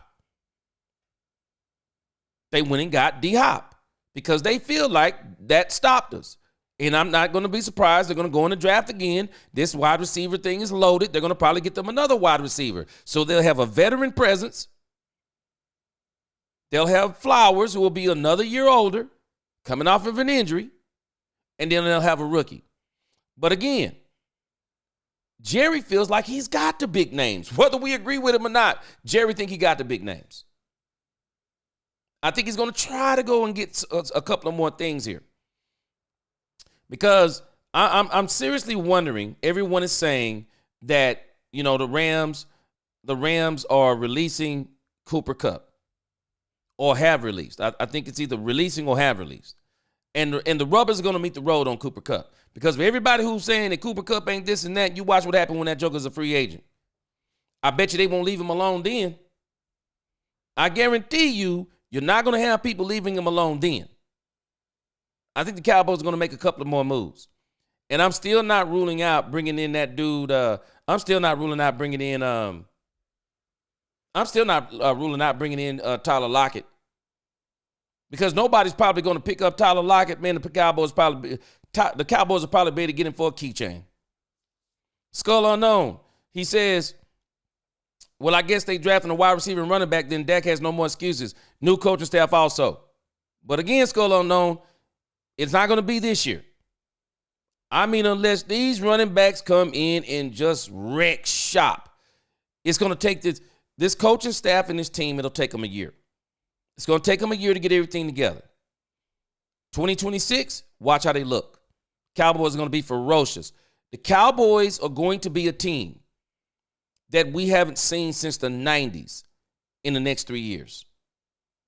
Because you can tell the way people are talking. Have y'all noticed they're using language we haven't heard them use before?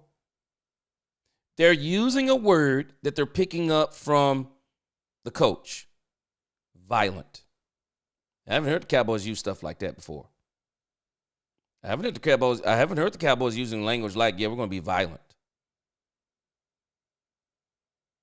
They're saying stuff like this now. Man, I'm loving it. I've never heard the Cowboys talking like this. I've never heard them using this kind of language. Solomon Thomas was asked about Matt Eberflus. About Matt Eberflus' scheme. And his answer is powerful.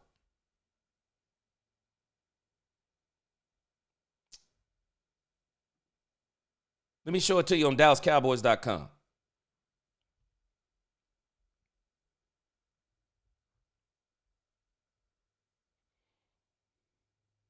So they're asking him about the defense. Playing for the Cowboys is a dream come true from Solomon Thomas. He's from the Dallas area, of course. He graduated from Coppell High School. That's over here in Dallas. He says it's a dream come true. He said he can't wait to put on the star, right? Let me blow this up. I'm sorry, so y'all can see it. For those of you who can see the screen. It says here, I've been blessed. I've been very blessed to work with Coach White Cotton. Thomas said. Okay, he's talking about White Cotton. He said, I got there his second year as the defensive line coach of the Jets. So talking about the defensive line. And to see his growth the last 3 years has been insane. He's become one of the best defensive line coaches in the league. White Cotton has a strong track record of success at developing defensive linemen, including 3-time Pro Bowler Quinnen Williams with the Jets. Thomas expects a lot of the same from him during his tenure as the Cowboys defensive line coach. He says you can look at the stats, see how he's produced, how his players have played, the guys who have gotten paid. He's just got so good at letting guys play their own game, and he's good at pushing us and taking us to the next level, Thomas said of White Cotton. He sets a standard that we can't ever bend or waver against. You're getting a coach who is always going to give your all. He's intense, and he loves his players, and his players love him back. Over the course of his career, Thomas has played all over the defensive line on the interior and the exterior. Watch this. He says, Matt Eberflus's scheme. He feels like he'll be able to capitalize on his skill set the most by playing violent and attacking every snap. Now, Dan Quinn's strength is similar, or what he said, or the way you watch the Dallas defense under Dan Quinn. Dan Quinn's defense was a very attacking defense. Very attacking, very fast, but with a caveat, undersized. This is why he went and got Mozzie Smith to lose 30 pounds and probably set him back a season. He likes quick, fast guys getting to the ball, attacking, causing turnovers. Matt Eberflus said the same thing. He said we want to make big plays on defense. But there's something different that separates Eberflus and Dan Quinn. The word violent. That separates Dan Quinn and Eberflus. Because Dan Quinn's defenses were attacking. They got to the ball. They got turnovers. Sometimes they made big plays. Problem is, the defenses were only made to play with a lead. Because if teams ran on them, also Dickie Zua mentioned it, if you ran on them, they were done. They were done. The moment the team got the lead on the Cowboys, they were done. That team would run all over Dallas because they couldn't stop the run. He had a pass rush defense. That's all it was built to do, was rush the passer. Matt Eberflus is saying something different. Violent. Stop the run. Not only stop the run, we're going to attack the run. Violent. We're not only going to stop the run, attack the run, we're going to get to the quarterback and we're going to sack the quarterback. We're going to turn him over. We're going to make him commit errors. We're going to be violent. That's what violence does. Violence gets results. That's what violence does. He said, I love the scheme. I just love the scheme. Look at this part. The scheme turns off the brain. And you just let the body play, Thomas said. It's an attack front.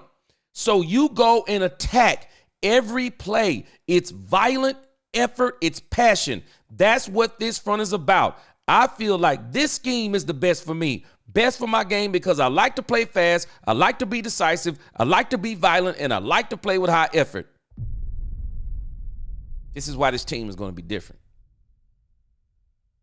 They're talking the same way on the offensive side of the ball. Violence. We're about to see something from the Cowboys, y'all, we haven't seen. We haven't seen since the 90s. I'm just telling us. We're about to see something we have not seen. And you watch what happens. It'll be good this year. Next year, high octane. They're gonna be something to deal with next season. This season, boy, I'm gonna enjoy it. They're gonna turn all the naysayers. You're gonna see a lot of people jump on the bandwagon. The Cowboys are gonna be different. We don't have to make the turn that some of these teams are having to make. We already got. Jerry's gonna tell y'all, we already got the big name players. We just got to get a team around them. Something totally different than what he's done in Dak's tenure and Tony Romo's tenure. He's always been good at getting them players. They've never gotten them a team. And I think the weakest link was, and I've been talking about this, the team begins from the top down, not with the quarterback. This is the very reason why. Mark my words. You heard it from me first. I'll be shocked if Sean McDermott makes it 2 more seasons. I'll be shocked. I'll be shocked if Sean McDermott makes it 2 more seasons. If Sean McDermott does not get to the Super Bowl with Josh Allen in 2 seasons, I'll be shocked if he lasts more than 2 more seasons. And if they mess around next year and they don't get back to the Super Bowl, because I'm telling you, when you get to the AFC Championship game, the expectations, especially when you're Josh Allen, the expectations is what? Super Bowl. That's the expectation. It's the only one that can be expected. You just gave him an extension. What else can you expect but Super Bowl from Josh Allen? If Sean McDermott does not get them to, I won't even give it 2. If they don't get to the Super Bowl next year, McDermott done. McDermott done. If McDermott don't get them at least to the AFC Championship game again, I'll be shocked if they don't fire him next year. You know why? Because with Josh Allen, it's everybody else's fault. It's everybody else's fault. And I'm seeing the same trend with Justin Herbert. Let me tell you something. Harbaugh better put a team around him. Because the Chargers keep showing the same. They keep showing the same track record. Everybody comes in. It's strange to me. They all lose with Justin Herbert. And everybody makes up every excuse, but they all lose with Justin Herbert. Guess what happens? Justin Herbert's still there. They're going to be fired. They're going to be fired. Bottom line. I'm just telling us. Bottom line, them jokers are going to be fired. Dominique.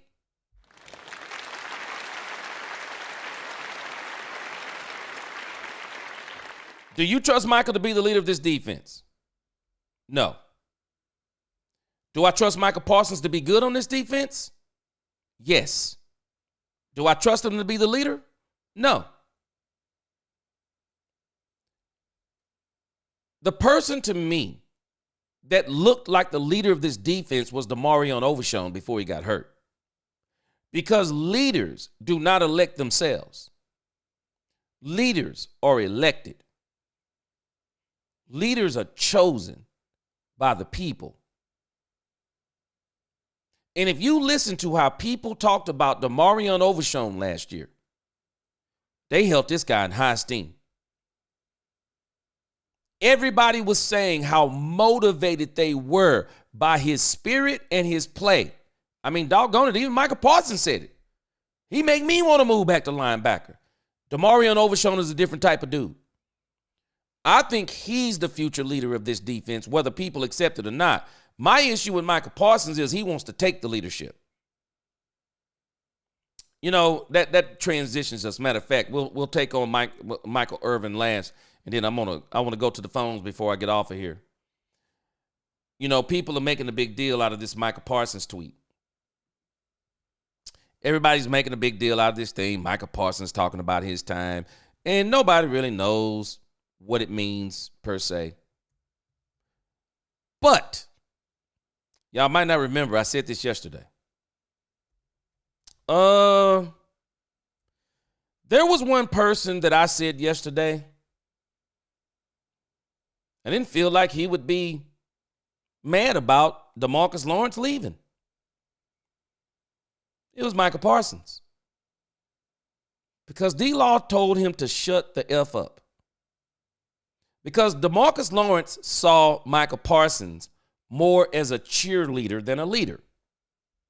That's what he saw him as, though, Dominique. He saw Michael Parsons more as a cheerleader than a leader. And so, again, I get a little taken aback by stuff like this. And I can't even, I can't really speculate on what this means. But they wrote over here on Athlon Sports because everyone's talking about it. Oh, Cowboys rumors go crazy over Michael Parsons. It's my time announcement. Our best educated guess is that Michael Parsons is referencing the void that he, at 25, now plans to fill for the Dallas Cowboys. The linebacker we bet is saying, it's my time to lead. I don't know. Do you get to decide that? I mean, do you get to decide that? This is a different generation to me. You don't get to say you're the leader. Show us you're the leader. Don't show us you're the leader by what you're saying. That's not what I want you to that's not what I'm looking for. I want to see you. I want to see you, your play on the field. I want to see you in training camp. I want to see you in the spring training camps. I want to see you in the summer training camps. I want to see your work off the field. I want to see what you're doing off the field. I want to see you in the building first, out the building last, somewhere in there. I want to see you in your film work. I want to see you in all of that stuff. I want to see you leading in the classrooms and translating on the field. And then you'll never have to call yourself the leader. We'll tell you you're the leader. Because you're showing us you're the leader, we'll tell you you're the leader. That's how it works. But again, this stuff right here, it's my time. One thing I've learned about this generation tries to indoctrinate you through social media. If I say it on social media, it means something. Yeah, if I say it on social media, it means something. Y'all do know that we're on social media with the same people who used to be in detention. The same people who were the bad actors in class, always in trouble. We're on social media with the folk who people were always very wary of, didn't want to hear him talk, because we knew how they were. Y'all do know social media don't have no classrooms. It don't have no separation of the folk we can trust and the folk we can't trust, the crazy folk and the crazy folk and the sane folk, the smart folk and the dumb folk. We don't have those differences on social media. And so now everybody is a keyboard gangster. Everybody gets to tell you what's on their mind. And this is why you have to be careful on social media. I've always told people this. Sometimes you got to be careful reading everybody's thoughts. But again, social media is the place that we go to indoctrinate people. That's the place we go to go viral, because we know that if we say certain things, whoa, it's going to get me more likes, more clicks, more dislikes, more attention. Boom, boom, boom. This is that new generation. And so now, he said, it's my time. What do you mean it's your time? Now, I find it to be strange.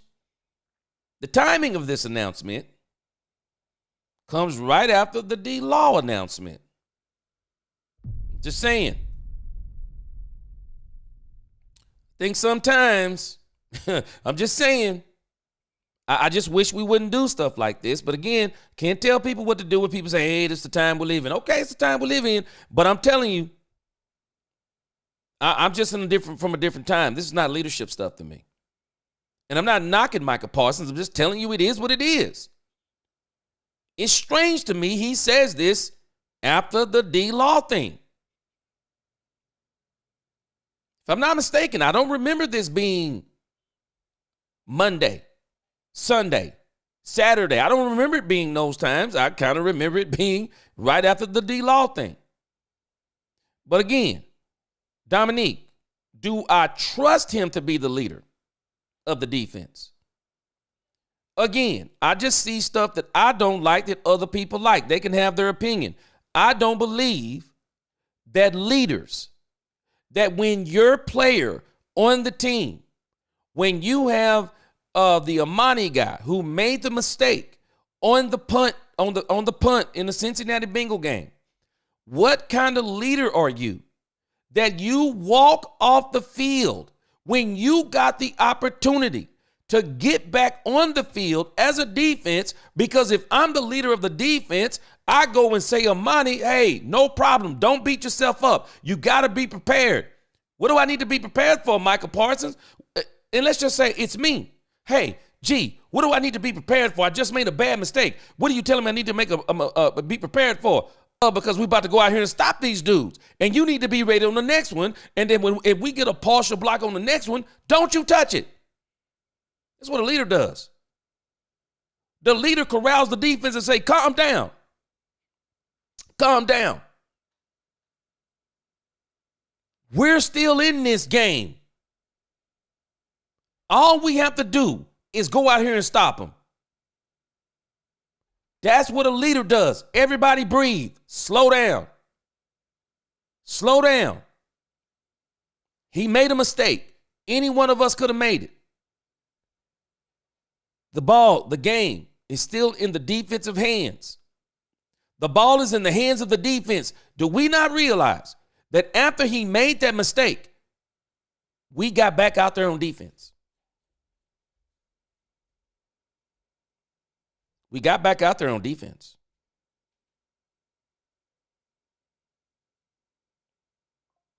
Why didn't we stop him? Somebody tell me, why didn't we stop him?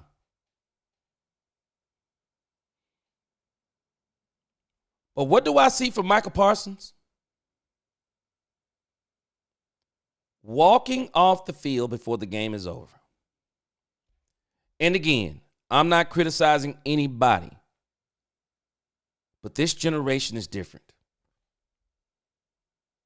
The amount of people that were applauding Michael Parsons, the leader of the defense, and trying to be the leader of the team at that time, which he's not the leader of the team. Jerry Jones has made it clear, and Dak Prescott has made it clear who's the leader of this team. But people, and let me tell you something. I've been doing some Bible lessons on this, and again, I'm not going to preach the Bible to you, but I'm going to preach the Cowboys to you. But in the book of Galatians in chapter 6, it says that you who are spiritual help people with their burdens. Those who are overtaken in sin, you who are spiritual, help them. But in chapter 5, it gives the difference between those who are spiritual and those who are not. And one of the worst things that I see in this generation, and it happens so much on social media, in particular on X, man. X is a different animal. It is the craziest social media with no rules. You can say anything, post anything. I mean, you can almost post anything on that thing.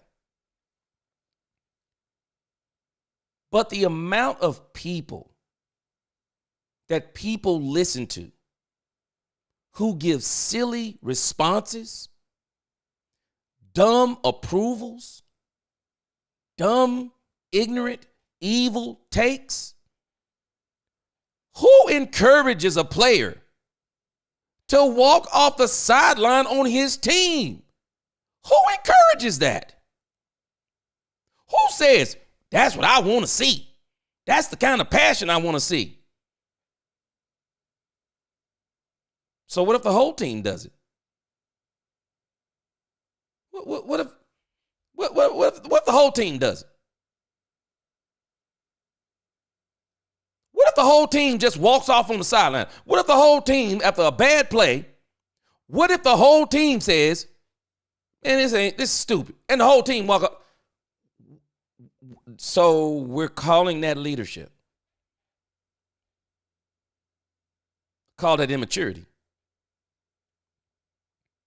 And I don't understand people who are always trying to encourage immaturity, encouraging a lack of emotional intelligence. Man, you got to have emotional intelligence.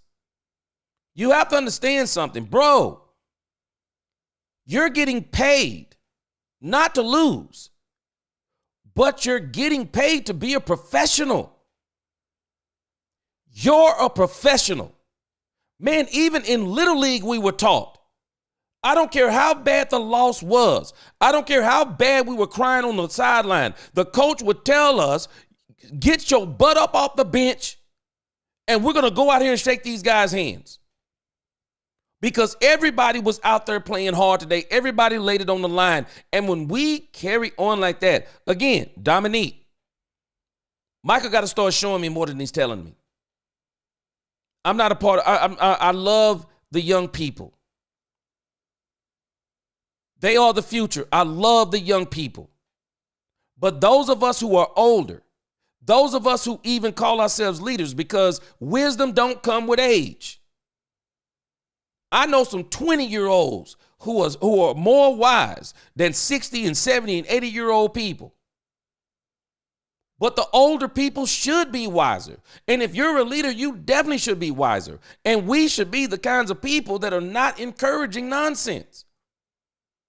I'm telling this, man, I don't care what anyone says. Boy, if y'all think Micah Parsons is good now, if they could just let a coach get a hold of this dude. I mean, if they could just get a hold of a coach and let him loose on Micah Parsons and help this dude to understand something. Man, you're not as good as everybody say you are. You're not as good as everybody say you are. You can be better than everybody say you are. You can be better, but you'll never be better as long as you keep letting folk out here in social media, in the media, as long as you keep letting these folk make comparisons and saying dumb stuff like, yeah, man, you the next Lawrence Taylor. No, you're not. No, you're not. Lawrence Taylor was a terror from the linebacker position. He was a terror. He was a terror in the run game. He was a terror in the passing game. He was a terror rushing the quarterback. He was a terror. Micah Parsons could be all of that. But the problem is, Dominique, I've yet to see, since he's been with the Cowboys, I've yet to see someone actually coach Micah Parsons and say, this is what I want you to do. All I've heard people do is, okay, let's let you do what you want to do. You want to line up on the left side, even though we didn't get you as a defensive end. We figured out you could rush the passer. We started lining you up at defensive end. So since you want to rush the passer at defensive end, we'll let you do it. I have seen yet where someone's challenged this man. And when I listened to Micah Parsons talk, what made him so good in college, what made him so good in high school was the people that challenged him in his life. Explain to me who's challenged this man in the pros.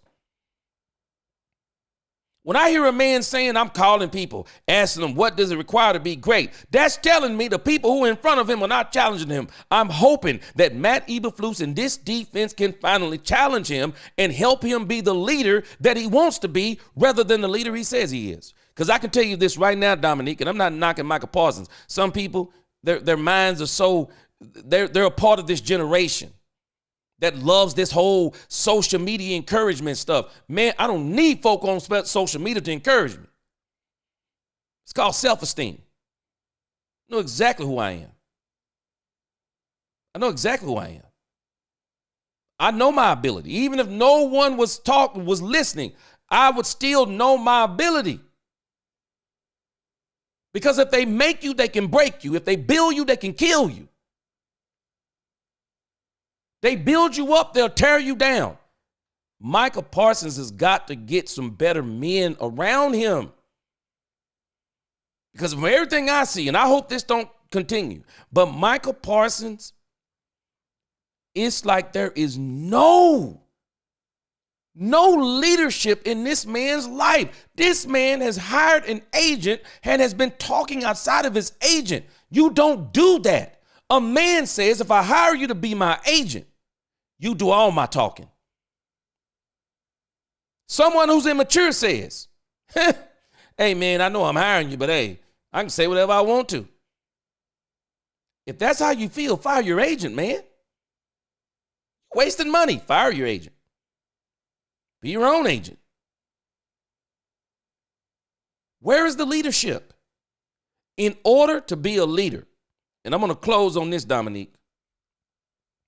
In order to be a leader, you have to be able to be led. In order to be a leader, you must be able to be led. And in order to be led, you must listen. And to show us you're listening, you do what the person is telling you to do. And we get people, they kill me on social media. Don't listen to nobody. Do what you want to do. Oh, I like that reaction. I don't trust him to be a leader, but I do trust him to be good on his defense. And if he'll let them coach him, then I'll trust him to be a leader. But I got to see it first. I'm not going to be like everybody else because they like Micah Parsons. I love Micah Parsons. He's a special talent. But I also see where he doesn't want to be led. So if you don't want to be led, man, how can you be a leader? And who says it's my time? Right after the D-Law thing? Hey, man, that's strange to me. That's strange to me. And I'm telling you, people are talking about D-Law. He didn't want to play here. This will never probably come out. D-Law didn't want to play here. He didn't. Do we not understand that Texas is one of the greatest places to live in this country? Texas is a country within itself. Texas is one of the most lucrative states in the United States. Cost of living in Texas versus everywhere else, man, you can come from California, or if you're a millionaire in California, man, you almost a billionaire in Texas. Man, you can come here and buy 2 houses for what you're paying on the East Coast and the West Coast. Up in them places near Canada and all that. Man, you can flat out ball in Texas. Cost of living, the weather, all of the things there is to do. We got some of the biggest cities in the world. High school football. I mean, there's just so much in Texas, man. To go to Seattle, you definitely didn't want to be in. You didn't want to play in Dallas. You just didn't want to play in Dallas.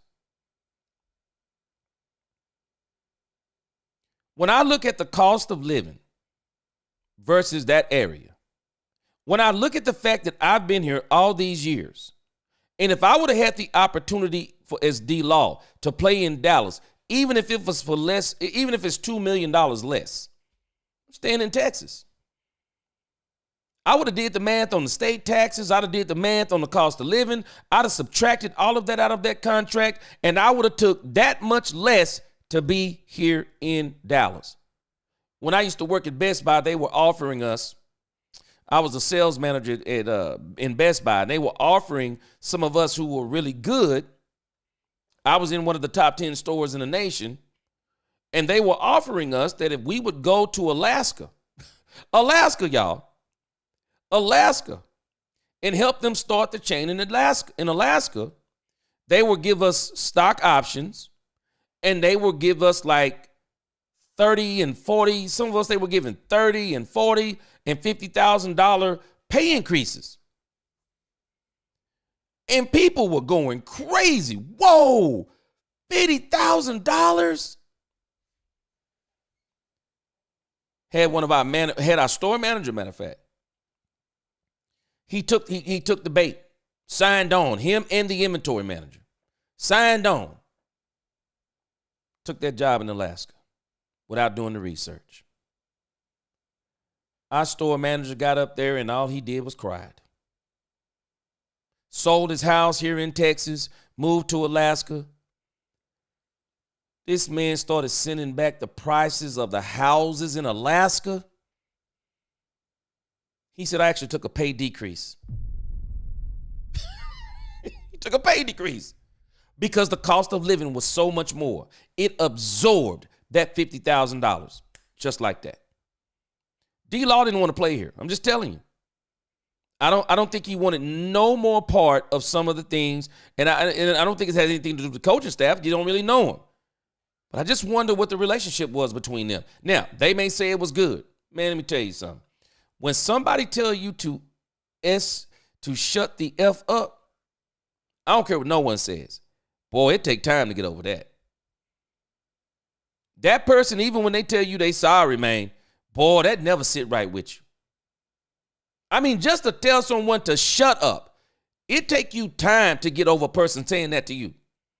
Every time you see that person, you be thinking, boy, I could have. Boy, you always looking at them kind of like, Boy, if something go down again. I mean, people who tell you that it really sits wrong with you, and then to tell you to shut the F up, oh, man. I don't think D-Law wants to play here no more. I don't think he wants to play here no more. I think he felt exactly what Michael Parsons was talking about. This whole issue between the younger and the older people. I think he felt it. D-Law was ready to get up out of here. The older guys, and Dak Prescott, if I'm not mistaken, Dak Prescott may be the oldest person on the team right now. I mean, boy, it's hard out here, I'm telling you. That Bama boy, appreciate that super chat. He said, hey, man, he said, no one's talking about the extra picks we're getting from D-Law, D-Lou, and Chauncey, even though late draft picks. If I'm not mistaken, we got a fifth for J. Lou. We got another fifth round compensatory pick for this man, Jordan Lewis. And I don't know what we got for D-Law and Chauncey. But again, Bama boy, that's going to play into what we be able to do next year. We're going to be nasty next year. Watch what I tell you. Appreciate that super chat again. Yes, sir. I'm with you. 03, he says, do you feel Parsons and Overshown will bump heads in a couple of years and Parsons keep doing what he's doing? Overshown seems more headstrong than Parsons. Man, let me tell you something. 03. This is why I laugh at all this stuff when Michael Parsons be talking about he wants to be a Cowboys for life. I wouldn't be saying that. I just wouldn't be saying that. Because I'm just telling you, I will not be surprised. This could be his only contract with the Cowboys. This could be his only contract with the Cowboys.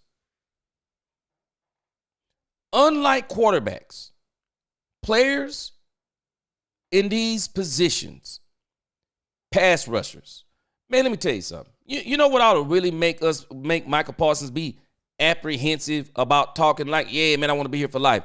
Man, I'm going to say it, and some of y'all might not agree, and I ain't going to be mad at you if you don't agree. People keep comparing him to Lawrence Taylor and Reggie White and all this stuff. I'll just be honest with you. In my mind, I don't even consider Michael Parsons to be better than DeMarcus Ware. Man, DeMarcus Ware was an absolute monster. DeMarcus Ware was a beast. And he didn't even stay here his whole life. For a defensive player to stay here, a Cowboy for life, boy, you better be balling so hard, and then you better be talking about taking a pay cut. Man, DeMarcus Lawrence didn't even make it here a Cowboy for life. Let me go to the chat, and then I'm going to go to this last thing, and then, see, 6:42, I want to open up the lines for a few minutes. Chanel, coming with them facts again. He says, do you realize that Josh Allen had 4 years left on his deal? That's what I thought. I thought he had 4 years left on that doggone deal. And they reworked a deal, 6-year deal for him, and the season had not started yet. League year starts on 3/12/2025. Exactly, Chanel. Exactly. But he's talking like, and people are talking like, he did the Buffalo Bills a favor. You know what would have really been a favor? How about you not rework your deal? Chanel, I wonder who ideal was it? I wonder who ideal was it for Josh Allen to get his deal reworked? Because I would have a hard time believing, Chanel. Now you tell me if you thinking along the same lines. I would have a hard time believing that the Buffalo Bills, with 4 years left on the contract, the Buffalo Bills said, hey, I got a great idea, Josh Allen. You're not making enough money for getting us to another AFC championship game and losing. You're not making enough money. How about we rework your deal and make it a 6-year deal? And rather than giving you $60 million, we give you $55 million a season. And, oh, by the way, give you the most guaranteed money in NFL history. Sounds like a good idea to me, Josh. What do you think? This is madness. This is madness. The Buffalo Bills are crazy to me. They crazy. Casey said they set Dak up and Mike. They set Dak up because they tried to stick it to him and his agent, and with Mike because Mike made a fool of them. What backfired was Dak went down and the front office took the heat. Yep. And I'm telling you, KC, the moment the Cowboys decided they didn't want Mike McCarthy, they should have cut him after the 2023 season. They should have never let him come back for that last season. It is crazy to me. A team gets that close to having a team that could have went to the Super Bowl, and then they blew the team up and let the coach come back on a lame duck contract and had all the coaches on one-year deals, had the quarterback on the last year of his deal, wide receiver last year of his deal. I mean, this stuff was crazy. They should have started then. Should have started again. Bama Boy said, Ice Cold Cowboy from Law Nation to Let's Talk Cowboy with G. Yeah, appreciate you. Dak's better than Geno Smith. Oh, man, no doubt. No doubt about it. Skull, let's see how Dak does in the playoffs. But for now, I'm right and y'all are wrong. I say this. That's what we're going to have to do. You're not wrong in saying this part. But let me change it just a little bit, Skull Unknown. I'm going to get back to my original premise. If the Buffalo Bills have this mindset that we're paying Josh Allen, so Josh Allen is going to get us to a Super Bowl, they're never going. And if the Cowboys think because they're paying Dak Prescott $60 million per year, they're never going. Until the Dallas Cowboys say, let's build a team to win in the playoffs. Rather than we go as far as Dak takes us, we're never winning either. If we don't change this mentality, Skull Unknown, it ain't happening. It ain't happening, brother. I'm just telling us, it ain't happening. We have got to get out of this mentality. Our mentality needs to be, we only go as far as our team takes us. Everybody has to do their job. Michael Irvin talked about this. Darren Woodson talked about this. When you build a championship team, every player has every player's back. And we don't make it about one player. This is the reason why we never had to talk about Troy Aikman being the best quarterback. Terrell Owens was having a conversation and just had to bring up Michael Irvin. When you talk about the best receivers to ever play the game, Michael Irvin not even in the conversation. Hold on a sec. So, what are we going by, T.O.? Oh, okay, I got it. So, we're just going off of stats alone, total ability, touchdowns, catches, yards. That's all we're going by. We're not going by getting the chip, correct? We're not talking about playoff performances, Super Bowl performances. We're not talking about rings. We're not talking about that, right? All we're talking about, T.O., is the thing that got you in the Hall of Fame, not the thing that gets you championships. One thing about Terrell Owens. Terrell Owens was a great player. But he might have been a greater distraction than he was a player. Something happened to Terrell Owens after the San Francisco 49ers. Terrell Owens just became a whole different personality. I can only imagine what Terrell Owens would have been in the social media era. It would have been crazy. This man said Michael Irvin. He said Michael Irvin was not in the conversation. And Michael Irvin's response was, he said, of course I wasn't in the conversation. He said, I was too weighed down with Super Bowl rings. Because he was on a great team. And he was a great piece on a great team. And they all held each other to a standard of all being great. And they didn't degrade each other in the public eye. They didn't do all that stuff. No, they held each other accountable in the locker room,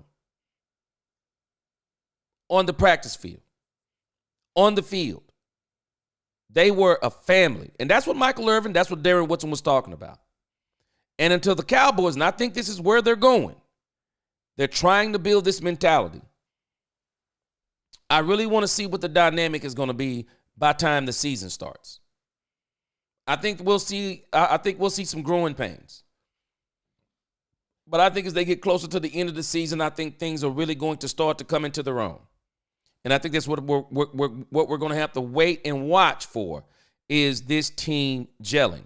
So again, I'm not disagreeing with you on winning the playoff game, Skull Unknown.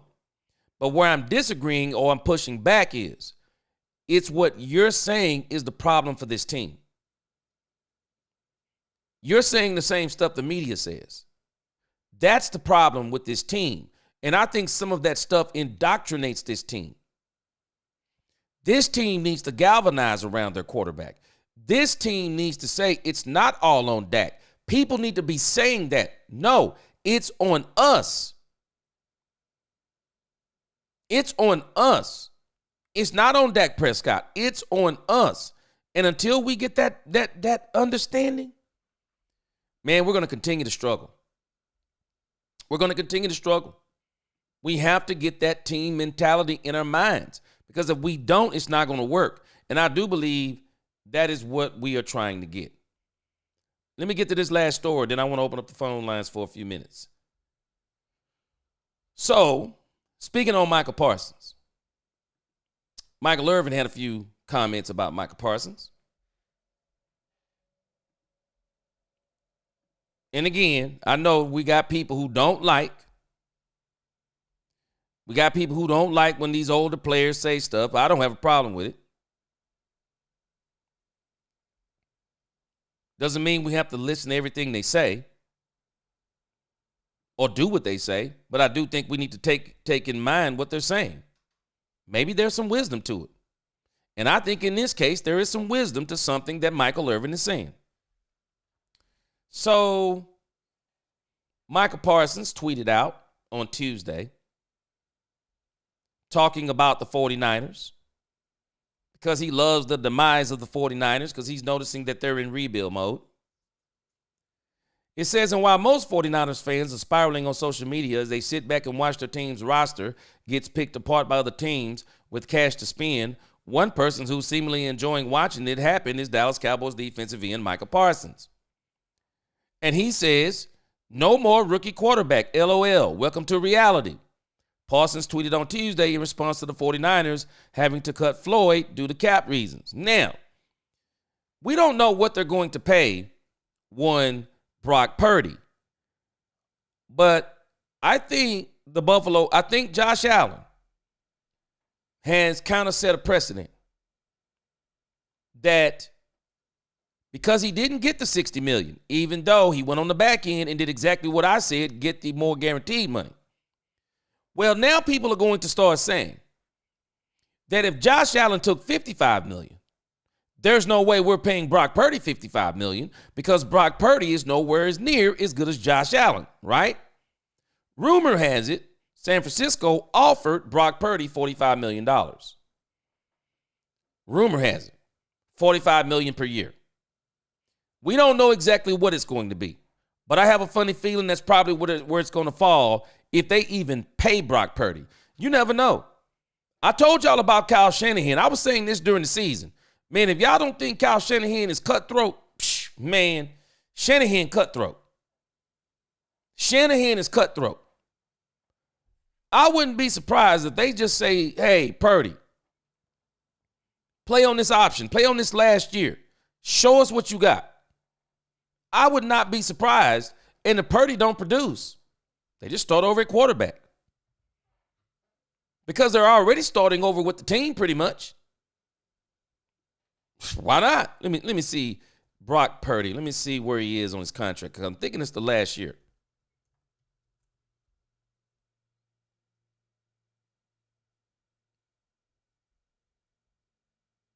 see what his contract is. But I'm telling you, man, these dudes are cutthroat. Yeah, look at this. Look at this dude deal. I mean, they got this dude, Brock Purdy, man. $5 million cap hit? Shoot. Base salary $5 million. Signing pro rate $19,000. Man, I'm not going to be shocked. He played this thing out. I wouldn't be surprised if they made him play this out right here. Play it out. You want 45 million, 50 million? We've seen what you look like without players. They all need players. But they may be saying something about Brock Purdy. Even with players, we don't feel like you worth that money.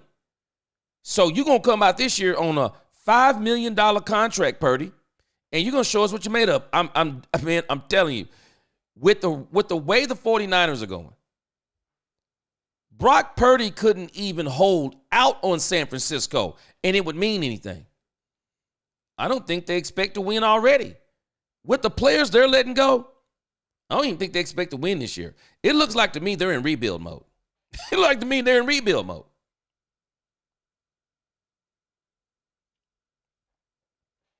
So when you start thinking about these types of things, man, I'm telling you, man, this Michael Irvin is saying something.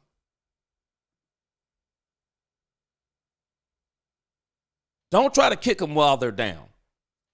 This is what Michael Irvin retorts back. It says, while Parsons' overall point is a valid one, that didn't stop legendary Cowboys receiver Michael Irvin from calling Parsons out about his comments during a recent appearance on FS1 Speak. Michael Irvin said, his tweet is fair because it's reality. Even though, I'm struggling with, is it reality? We don't know what they're paying. We don't know what they're paying Brock Purdy. We don't even know if they're going to pay Brock Purdy. And the reality is, they shouldn't even be moving like this. The San Francisco 49ers shouldn't be gutting the team. This is the last year you can actually build some players. I mean, this should be the last year you can really get the players, because you can put Brock Purdy in a headlock. Hey, Brock Purdy, we feel like that another quarterback with the weapons we have, at least the last couple of years before last year getting hurt, we feel like another quarterback could come in and do the same thing. Why not keep building around him? And then if he doesn't do it this year, then you say we're going to get another quarterback and you still got players. They're just saying, no, we're gutting it now. But Irvin says, and Micah knows that because he probably would have his deal done already if he didn't have Dak Prescott there, Irvin said.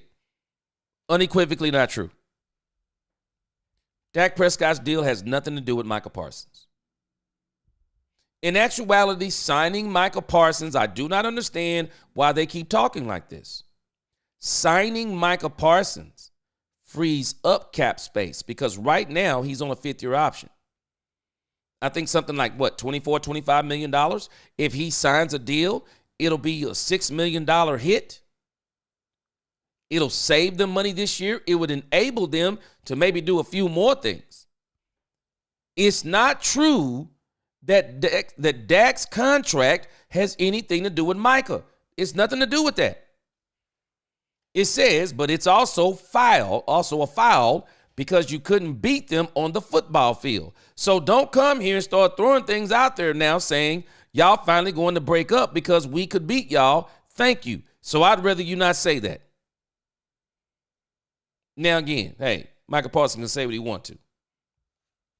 But I think that what Michael Irvin is referring to is the same thing that I'm talking about. It is the level of immaturity. It is the level of immaturity in this age. And I understand people keep saying, yeah, man, this is the age we're in. Okay, it is what it is. Doesn't mean we have to like it. It doesn't mean that it's right. But I understand exactly what Michael Irvin is saying. And I think, and this is one of the things that happens with social media. People talk too much about things rather than doing things. They talk too much about doing things rather than doing things. And that is really what we want to, really be focused on. But I understand. I understand this generation. Because I know this is what everyone says. This is the time we're in. Doesn't make it right. But I understand, again, what Michael Irvin is saying. Michael Irvin is saying, don't talk noise now when you couldn't beat them when they had players.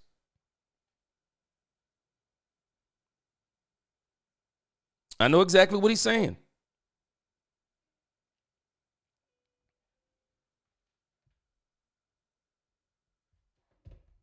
Doesn't mean we have to, and again, we start talking about these older players. Hold on a second. Doesn't mean we have to do everything they say. But I do think sometimes we need to take into consideration what they're saying. Because two things can be right. Micah Parsons, maybe what he's saying is true. But there's something else that is true too. You couldn't beat them. So now you're gloating because you think you're going to have an opportunity to beat them because they don't have the players. And again, Micah Parsons is also engaging in something that is justifying what Jerry Jones says, which is not true again. It is not because of Dak Prescott's contract the Cowboys haven't had players. Because Dak Prescott just got that contract. What is the excuse for the other years? What was the excuse in 2023 for not having linebackers? What was the excuse in 2023 for not getting another running back and another wide receiver to strengthen your team down the stretch? When, I don't know if people remember,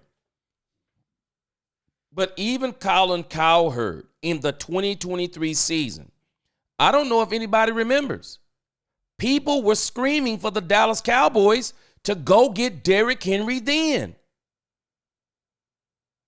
Derrick Henry. The Cowboys, people don't realize the Cowboys could have got Derrick Henry in 2023. They could have traded for him. Tennessee would have traded Derrick Henry to the Dallas Cowboys in 2023 at the trade deadline, and they didn't want to do it.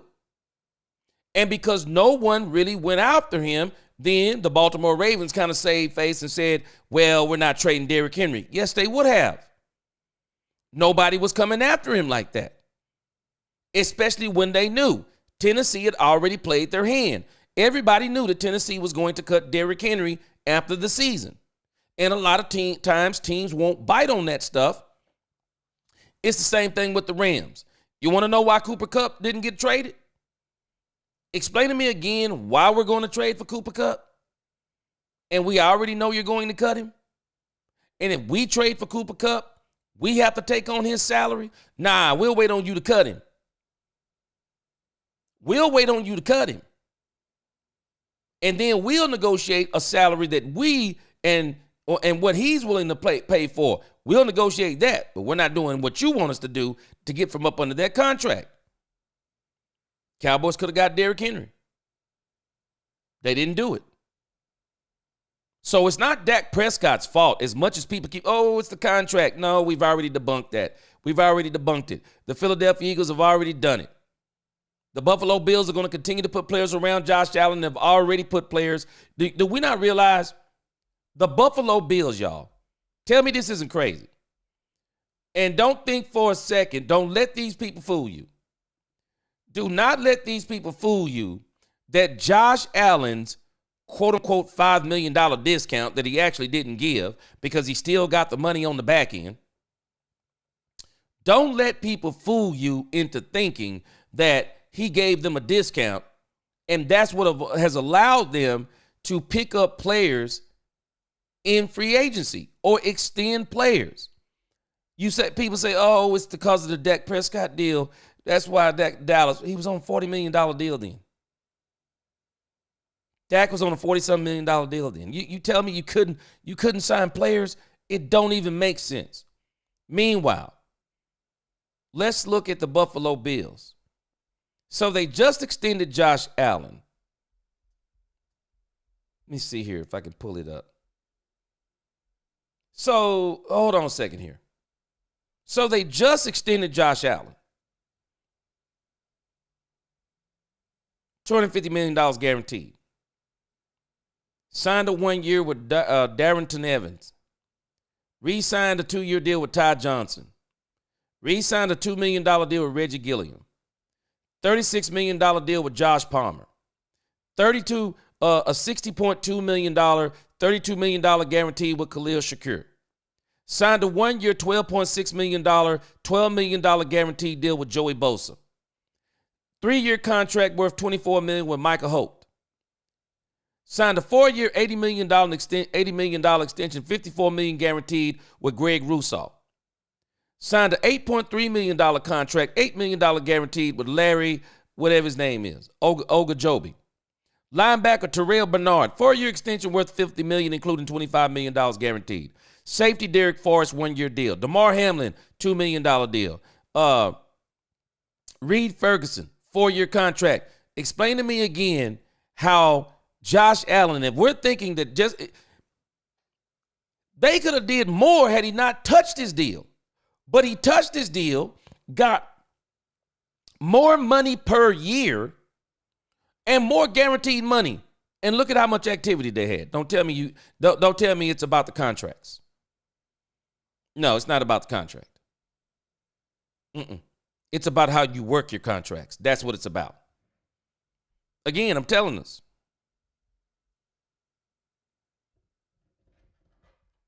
We got to start being truthful. We have to start being truthful when we talk about this stuff.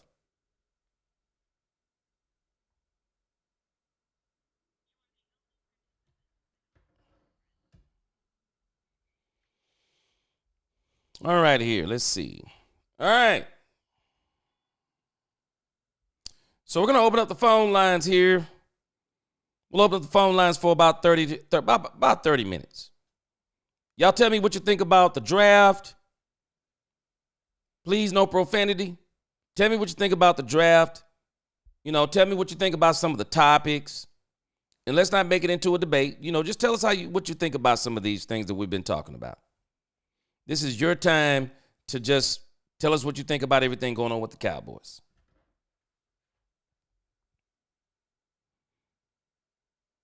And if not, I'll continue on with some of the stories that I've been talking about. But I'm telling us, the double standard with the Cowboys to me has to be studied. It is a double standard when it comes to the Cowboys. It's just point blank. It's a double standard, period. End of story. It is an absolute double standard. Let me go in here and get some more greetings in. What's going on? Ice Cold Cowboy, I saw you earlier. Troy Dudley, what's going on? Troy Dudley said the Bills did what KC did. Got ahead of the cap. Josh is there for a minute, so what's to lose?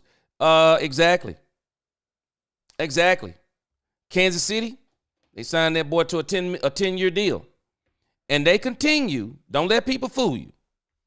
They continue to go in and rework Patrick Mahomes' deal.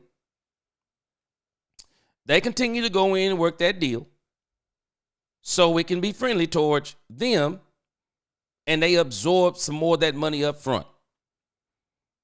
But again, all right, we got a caller, you guys.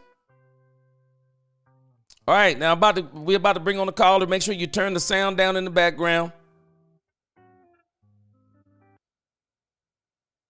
All right, we have our first caller. So we can be friendly towards. Welcome. What's up, big guy? What's going on? Who is this? This is Hoodie Kush. What's going on, man? Probably caught me on a couple of angry live chats, facts over feelings, and all that. I show up when I can. Yes, sir. What's going on? Tell us what's going on. From what I see is going on is a bunch of our Cowboys constituents are a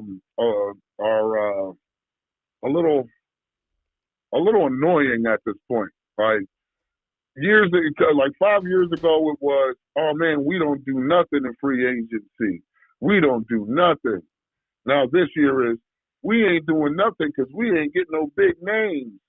Like, this person was out there and that person was out there, and they saw all these teams go out and go nuts and get crazy and start signing people to ridiculously high deals when they aren't. I'm not going to say they're not deserving, but I will say that they are past their prime. I mean, don't get me wrong. I like DK Metcalf. I thought we could possibly get him, but were we willing to give up that second? Doubt it. I would have loved to have Devontae Adams, but are we really going to pay him $16 to $18 million a year? And he's 32, going to be 33? Doubt it. I mean, it would have been nice. Don't get me wrong. It would have been nice to have Drake Greenlaw. I mean, you got some people who say, well, they're not even trying. That's not true. Us on the outside don't see what they're doing on the inside. We're just a consumer. We're on the outside looking in. We're not there in these meetings with them. So we don't know if they offered Drake Greenlaw $15 million, but the other team offered him $17 million. And let's keep this on. Let's be honest about it. How do we know those guys wanted to be here? Yes. It's not about whether we wanted them. Do they want us? You know what I'm saying? All right, Cooper Kupp is asking for $12 million. Do we get him? I think that's fair. Probably overpriced, but better than the Devontae Adams contract, better than the DK Metcalf contract. I mean, think about it. We got CD for $34 million, to $34-ish million. Yeah. And to pay a second wide receiver, which I completely understand. DK is a dog. I would love to have DK. But his contract would conflict with what we want to do as far as free agency and the draft. Just because we're getting a bunch of, let me put it to you this way, right? Yeah. 2023, after we got toasted by Green Bay, we lost a lot of what? A lot of depth. All our depth went to Washington and went to an NFC championship. Yeah. Okay? That's where all our depth went. Okay? What's the one thing we didn't have enough of this year? Depth. When we were riddled with injury. Depth. Yeah. So what are they doing right now in the first week of free agency? Filling up their depth. Jerry lied to you. I need you to understand this. Jerry lied to you when he said, I don't see free agency as a place to fill voids. He's filling voids right now. Yeah. He's filling voids right now. Now he don't call depth void. I mean, I don't think he's calling the depth voids, but you can call it voids because you didn't have the depth. Exactly. I mean, we were definitely void of depth last season. Yep. We were definitely void of that because everybody was getting hurt. You know what I'm saying? You didn't have enough players to bring up off the practice squad in order to do something.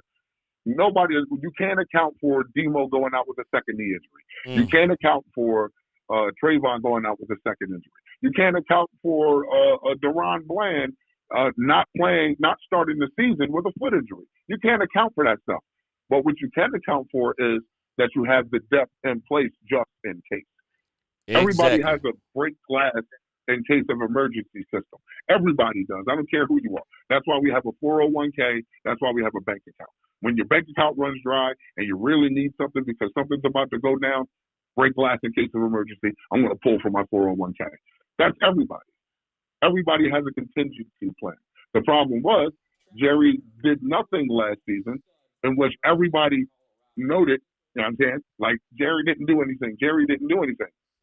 We didn't have a break glass in case of emergency system. Well, this year, that's what you're getting. A break glass in case of emergency. That's not saying that I'm actually enjoying it. Mm-hmm. Because it's sort of like, I look at it like this, right? Who was Zach Bond the year before he went to the Eagles? Mm-hmm. He was a special teamer. Yeah. He was a special teamer. You know what Zach Bond is today? An all-pro Super Bowl champion. Yep. You don't know what you're going to get. You don't know what you're going to get from these guys. All right, KJ Henry didn't work out last season. He wasn't the guy for us. I'm of the mindset that because like these guys were former first rounders, right? So just because they didn't work out in the system they were in doesn't mean they can't work out in a different system. Sometimes a player needs just a change of scenery. You don't believe me?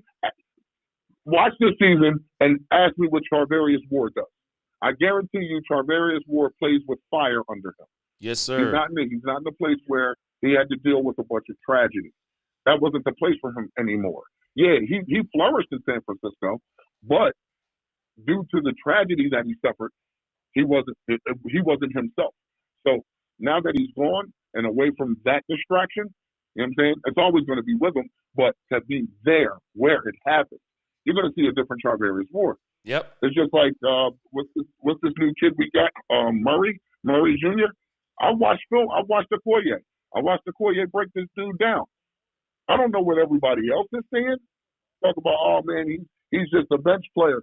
He's not a bench player. Nah, he'll start. This dude got some grit. Yeah, he'll this start. Dude definitely got some grit. Yeah, Songbird, Jack Songbird. No, he's not the fastest guy. No, he's not the most athletic, but he's incredibly cerebral. He's a tackler too. He's incredibly cerebral linebacker. Yep, he's a tackler. You know what I'm saying? Like, exactly. So you look at we just if we're gonna dissect this, let's dissect it real quick, and I'll let you get to your other callers. Okay. We lost Eric Hendricks. Demo was out for the year. Yeah. All right. So hopefully we bring back Nick Vigil unless he's under contract. I believe he still is. And you have Maris Leopold, right? So Buddy Johnson, you got your Buddy Johnsons and all those guys on the practice squad, but they're not starting caliber. So you bring in two dudes, one who you said yourself is a tackler, and the other one obviously a starter. So now, and you do have Damone Clark, but the problem is we can't rely on Damone Clark because we've seen that we can't. He hasn't got. I'm not even going to do that to Damone Clark. I'm not even going to do that to Damone Clark. Certain situations you blame coaching for it. You blame coaching for that, and I think coaching had a lot to do with Damone Clark not getting the snaps that he deserves. So I'm not even going to do that to Damone Clark. You know what I'm saying? The same thing with Jonathan Mingo. I'm not going to do that to Jonathan Mingo. I'm not going to sit here and act as if Jonathan Mingo, we got him for a fourth rounder and he was a bust in Carolina. He was in Carolina. Yeah. And he might turn out to be good with Dak Prescott. Bruh, I've said it once, I'll say it again. Go back and watch that Eagles game. Go back and watch that second Eagles game. This Quinyon Mitchell that everybody's so highly touted, that Quinyon Mitchell guy, he got toasted. He was getting toasted the entire game by Mingo. It was, unfortunately, the quarterback that we had on the field couldn't or wouldn't get the ball to him. Couldn't get the ball to him. Yep. I'm with you, my word. Couldn't or wouldn't. Yep. Couldn't or wouldn't. Okay? That's what it is. Couldn't or wouldn't. Yep. Because there were several times all season long where this dude was wide open and that ball was either dirted or overthrown. Yep. I'm with you. He didn't get very many good balls. You know what I'm saying? It's like they force-fed CD. You know what I'm saying? Way too much. The Jalen's, exactly. The Jalen's, I can do without them. But again, back to my point. Let's break it down. We lost Overshown, right? So then we're talking about, oh man, we don't have any linebacker depth. Well, that's what we got two of them now. We got two linebackers. We just picked up in free agency. Nobody knows. Kalen Carson, I'm not going to call him a bust. He had a hard go of it. It got real for him last year. Yeah, it did. Josh Butler goes down with an ACL injury. You can't account for that. Whoever that other kid that came in late in the season, he didn't look bad, but I'm not going to rest my hat on him. You know what I'm saying? So you obviously needed another piece. Yeah. Tyre Elam. You brought him in. Well, I like him. Re-signed Mukwamu. I understand. I do. I understand Mukwamu is just done. But if anybody remembers the playoff game from 2022 when we played Tampa Bay and Tampa Bay was running ruckshot over everybody. Yeah, they were a bad team at that point. I think they weren't. It was a wild card round. Yeah, it was. But I saw Izzy McQuamu put the clamps. I saw McQuamu put the clamps on one of their best receivers from the slot. So you can't tell me that this kid can't get out there and ball because I've seen it. Yeah. I've seen it. And we just And re-signed then him too. You're telling me that exactly, and you're telling me that well, we don't have DT depth. Okay, fine, we don't have DT depth. We just go get this guy from the Jets, Solomon something or other. Yep. Solomon Thomas. Okay, that's a DT, correct? Yep. That's a DT. That's depth. We just lost Chauncey Golston, but we went out and got Peyton Turner or whatever. Yep. We just got this guy, a 6'6" freak of nature. First round How talent. do we know that this guy ain't going? Exactly. How do we know this guy isn't going to come in and go hard for the team that he's playing for? We don't know. So I just need everybody. I need Cowboys Nation to just temper your expectations. You know what I'm saying? Yes, Free sir. agency is not done. You still get the post June 1st cuts. Like, temper your expectations.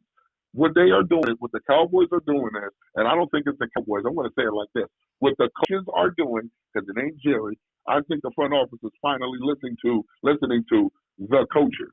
100%. What the coaches are doing is setting themselves up so that way they're not bucket naked walking into the draft. Exactly. So that way they're not drafting for need; they're drafting best player available. Yeah. That's what they're doing. And they're going to get their impact players look like in the draft. That's exactly what I mean. They're going to get some of their impact players in the draft. Yes, we all know we don't know what you're going to get when it comes to the draft. You can get a first rounder, i.e. Mozzie Smith, and he ends up being a bust. You know what I'm saying? About the draft, I feel I have to speak on this before I go. I feel I have to speak on this. Why is it that we can allow Mozzie Smith to learn for 3 years, but we can't allow Tyler Guyton to do the same? Looks like we're going to do it too. Tyler Guyton is there for all intents and purposes. He's a starter. We ain't got no other choice. Yeah. he has no other choice. It's either going to be Tyler Guyton or Austin Richards. I like Austin Richards. Yeah, but Austin I like look him better good. as a swing. I want him to be your swing. Austin Richards, I want him to be your swing. I love Hoffman. Don't get me wrong. I love his motor. I love his energy. But this dude, Robert Jones, that they just brought in from the Miami Dolphins, Yeah. I believe he was a starter there, was he not? Yeah. Yeah. He Yeah, gonna be he's a guard. nasty. So everybody talk about, well, we should get a guard. Why? We just got one. Yeah. We just got one. And then you can go ahead and wait until the 4th, the 5th, the 6th round to grab yourself another guard or a center. So that way, a true center at that, a true center. So Yeah. that way, if push comes to shove, Cooper Beebe can step back in his original spot. Yep, I've heard that too. If you're going to get another tackle, we already got one in Austin Richards. But it doesn't hurt to grab another. Yes, sir. It doesn't hurt to grab another 2 running backs. It doesn't hurt to go out there, and I'm not saying go out there and grab Ashton Genty, because this draft is full of running backs. Yeah. I'm not saying go out there and just shoot for Ted McMillan, because there's a very good chance he's not there. Yeah, There's a him very and good Genty chance probably he's won't not be there. Every time I do a mock draft, I think about life without those two.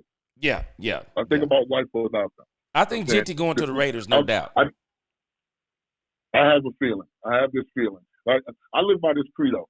When people ask me things, I tell them from the rip, like, listen, I'm a Cowboys fan. I have zero expectations. I'm just here to sit and watch. Whatever happens, happens. Yes, sir. I'm not going to sit here and be too high or too low. Yeah. I'm a Cowboys fan. I've been through this, 43 years old. I've seen 3 Super Bowls. I've seen 3 out of 5 Super Bowls that we've won. You know what I'm saying? And ever since then, I've just been on wait, watch, and wait. Yeah. Wait and watch. That's it. I'm not going to sit here and go off the rails because Jerry decided he didn't want to do anything. Jerry lied to y'all, just like he lied to y'all last year. Technically, he didn't lie last year. He specifically said, we are going all in on our guy. Yep. That's what he said. He didn't say we're going all in. Yep. He said we're all in on our guy. Dak needs on our guy. Jerry needs made an it a interpreter, point. man. I said it before. Jerry needs an interpreter. Because once you listen to him, you'll realize Seriously. he ain't saying what you think he's saying. He Exactly. knows what he's saying. Just like when he said, I don't look at free agency to fill voids. But what exactly is he doing right now? Yep. He's filling voids. And depth is a void. I don't care Yeah. how you look at it. Depth is a void. So he's filling those voids. Now, So that way, when he goes into that, go ahead. so when he's filling those, as he's filling these voids, now he's looking at the possibilities of having this to go with that and this to go with that. Look at our coaching staff. Our coaching staff is predicated on two things: violence and attacking. Yep. That's what they keep Offensively and saying. defensively. And if you look at Clayton Adams' tenure in Arizona, they were the third best running offense in the league. Yep, for sure. But can you name one of their offensive linemen? Other than Will Hernandez. No one can. And the only reason I can That's it. remember him is because And they're we saying the only know- Cowboys ought to get him. And we only heard about him because somebody did an interview with him. Other than that, we wouldn't know who he is. Yep. But they were the third best offensive line in the league. Yeah. Thank you, Clayton Adams. Come on over here with that. We'll take it. Yes, sir. Like, we will take it. Especially what we had last But, year, hey, boy. Mm. For sure. But I'm hey, saying, man, hey, I appreciate the call, my brother. We got like three Indeed, waiting. always. I'll be calling back again. Okay. Hey, well, I appreciate now. you, man. God bless. Always. All right, later. Yes, sir. All right, that was our man, Hoodie Kush 81. Yes, sir. I appreciate the call. Definitely appreciate the call. All right, let me give it a couple of minutes here. Make sure we got that call hung up, and then we go to the next one. Yeah, Hoodie Kush dropped some knowledge on us for sure. All right, let me look over here. All right. All right, about to drop another one in from the 251. Welcome to Let's Talk Cowboys. Make sure you turn down the sound in the background. All right, let's go. All right, welcome to Let's Talk Cowboys. Who is this? This is Bama Boy Davis, man. How you been, man? Oh, I'm sorry. Say that name again. It's Damon Bama Boy Davis. What's going on, Bama boy? Yes, sir. I'm Good- doing fine, man. good to What's hear up, your Chat? voice, What up, man. Chat? It's good to hear you, man. I just want to say, brother, before I get started, man, I'm glad I found you, man. As a truck driver for 20 plus years, listening to Let's Talk Cowboys is very therapeutic for me when I'm going through these big cities and getting in all these traffic jams. So I appreciate what you do, brother. Yes, sir. Appreciate you for being a follower, man. Drop some knowledge on Yes, us. sir. Tell us Yes, what's sir. going on.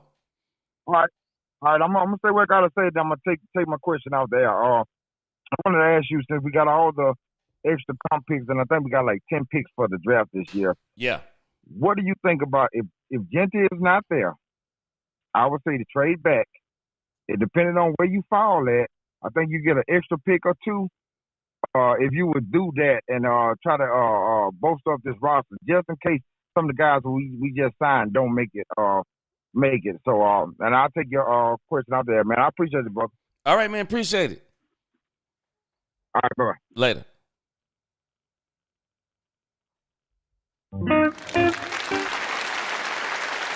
All right, that's our man Bama boy, and he wanted to know what I thought about trading back.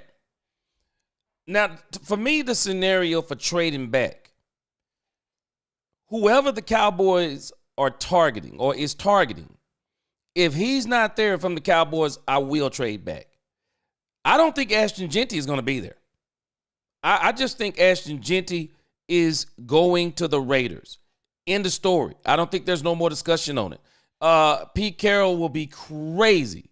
Pete Carroll will be absolutely crazy if he lets Genty go because you got your quarterback. It looks like the Raiders have jumped into win now mode with some of the moves they're making. I think they're getting Ashton Genty. I think without a doubt they're getting Ashton Genty because if they don't get Ashton Genty, there will be a ripple effect. And depending upon the ripple effect, then we will see what the Cowboys would do. But if Genty isn't there, Ted McMillan isn't there.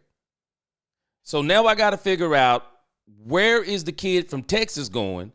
Where is Emeka Ibuka going? Where is Amarion Hampton going? I got to figure out those things. Once I figure out those things, I'm going to trade back. Because because it seems like the Genty might have been who the Cowboys wanted. I know people have been talking about Kelvin Banks Jr. I think I've seen another kid from Bama that people have been talking about. But if I'm the Cowboys, then figure out, do your homework. Where are those guys going to go? And when you figure out where are those guys going to go, see if you can trade back and get another draft pick. See if you can get another third. See if you can get another fourth. Because a fourth round draft pick would give the Cowboys 11, and that would really help them out. Because then the Cowboys could probably go in wide receiver, running back, defensive tackle, cornerback. You could probably get you a slot cornerback in the third or the fourth. The Cowboys, it would behoove them to be able to get another draft pick. It really would. Especially up in the earlier rounds. It would. So for me, if I'm the Cowboys, answering Bama Boy's question, if who the Cowboys want is not there, go backwards. I wouldn't force myself to pick somebody. I would go backwards. I would go backwards and get more picks. I really would. Because I think more picks just help the Cowboys out. And they're going to have the money, of course. They're going to have more than enough money to pay them. So, and don't let me forget, I said defensive tackle. Maybe they go edge rusher. Maybe they go edge rusher because I think the Cowboys need a bona fide, terrifying, and Abdul Carter's not going to be there. But you need a terrifying edge rusher. Somebody else who can get to the doggone quarterback. You got to have another person. But again, Bama Boy, appreciate that call. All right, we got another one. Got another call here. All right, welcome to Let's Talk Cowboys. Who we got talking? It says Jared Thomas. What's going on? What's going on with you? Not a whole lot, man. Just talking these Cowboys with y'all and enjoying this free agency. Drop some knowledge on us. What you think about everything going on? So I actually said this before. I actually think our free agency is actually more low key solid than what I think the narrative around it is, though. Like perceptually, like I actually think we've done well. Like we got to also remember, like it's early in the process. Like this, we're not even close to being done. Like this is just. Like we're baking the cake though, G. Like it's coming together. Like it's like when you're trying to make a cake and you mix the batter together and you like put some heat on it. Like it's not done yet. We're still trying to mix some stuff up, G. Yes, sir. I'm with you. Yes, sir. We ain't done. I think we're gonna hear something like else that, come Friday or come tomorrow. I think we're gonna hear something else. Probably. I actually have a genuine question for you, G, and I actually typed this in the comments. Okay. So the first take segment you played, I was actually sitting at home laughing. Like I wasn't laughing because I was watching it, and so I was tracking like how they were talking about Josh Allen and whatnot. And the literal moment that Mina Kimes brought up Dak Prescott, I sunk my head. I'm like, Yep. Oh no, we're about to go here again. Yep. But here's the problem. As soon as she said that, I'm like, okay. Because here's the problem with doing that kind of stuff. All she really did was just teed up Stephen A. Smith to just go off. Because that's basically what he did, like, after she stopped talking. It's just like, why would you do that? This is why I feel like, and G, let me say this in all honesty. This is one of the reasons why stuff just starts up, though. Because when people bring up that just out of nowhere, this is why people feel like we over-defend them, but we're not over-defending them. We're trying to just, like, push against the narrative. Like, but you just bring them, it's like, you don't have to even, you could, literally, Mina could have just made the point she was making and not brought up Dak at all. Like, once you bring up Dak now, you know it's going to get, like, stuff's going to get started, G. You know what I mean? Well, the part that had me laughing was when she said $250 million sound like a lot of money. Yeah, I mean. Sound like a lot of money. The most guaranteed money ever, G. Like, I don't know. There's just sometimes. Yeah, what I don't understand it, and like I said, as soon as she brought up Dak's contract, I was just like, all right, so there's literally zero chance that we're gonna have a non-narrative debate. Yeah. Because like it's like the buzzword. Literally in every like talk show or debate show that I watch, literally the buzzword is Dak Prescott. That's literally all it takes, and it's just gonna be drama. There's gonna be screaming, and it's just. I mean, it's just. By the way, also, G, I don't know if you saw this also, because it's interesting that you actually kind of brought him up afterwards. But like, as soon as this deal got started, like, I don't know if you watched the facility, like I think it was a day or two ago. Yeah. So basically, they talked about how, because I think it was Acho and then Shady basically had their say, because they usually go in order. And one of the things like that, James Jones was the only guy to push against it, but basically the entire narrative around it was like, this is what, and Shady he just does this just to engagement for him. But basically what he said was like, what Josh Allen did was what a player like a Dak Prescott should have done, is like take less for the good of the team. And I'm like, why did you bring up? Like, you have to bring that. It's like, come on, dude. How did he take less? I don't understand the took less. How did he take less? I don't know. It's just to a certain extent. It's like, Shady, did you have to bring up Dak? Like, I understand. Like, there's just this weird, like, ego hating, like, narrative and stuff. Like, I get it, but it's like, that's a part of why? Like, because I'm like, okay, so you bring Dak up, and obviously now, like, Acho's talking about how, like, basically you agree with him, then Chase is like, these players have to do more. I'm like, dude, why did you have to gaslight? Now everybody's gonna get on him for the playoffs. I'm like, come on now. Man, like, Dak is in the algorithm, man. I'm just telling you, Dak is in the algorithm. But it's just it's unfair to the dude, like, at this point. It's just, like, the dude's probably sitting at home, like, either rehab or, like, eating some dinner. Like, wait, hold on. Well, how did I get it? Like, same thing with Josh Allen. Why did Josh Allen have to say, well, I didn't see what $5 million more could get me? Oh, so we're talking about Dak Prescott's contract. No, the more that I really watch the media, the more I just think, like, is it literally in their contract where they just have to talk about Dallas? Like, I just don't understand, like, where Dak even comes into. Like, they literally could make these points and just not bring the dude's name up. Now, it's just like, you just asked the question, but the truth is, I think it is in their contracts that they have to talk about the Cowboys and they have to bring up Dak Prescott, because there have been guests who have asked this question. Cam Newton asked it. And Molly was kind of putting him on like, hey, you know why? Because everybody wants to hear about the Cowboys. Greeny said it. Right. Everybody wants to hear the Cowboys. So whenever they're putting their shows together, they're saying the Cowboys have to be brought up. They're literally saying this. Yeah. I just, like I said, I was watching First Take and I was watching that segment, and, like, I was almost tempted to turn it off, because it's like, okay, so she brought up Dak Prescott. You're literally sitting next to Stephen A. Smith. And it's like, okay, so we kind of know where this is going.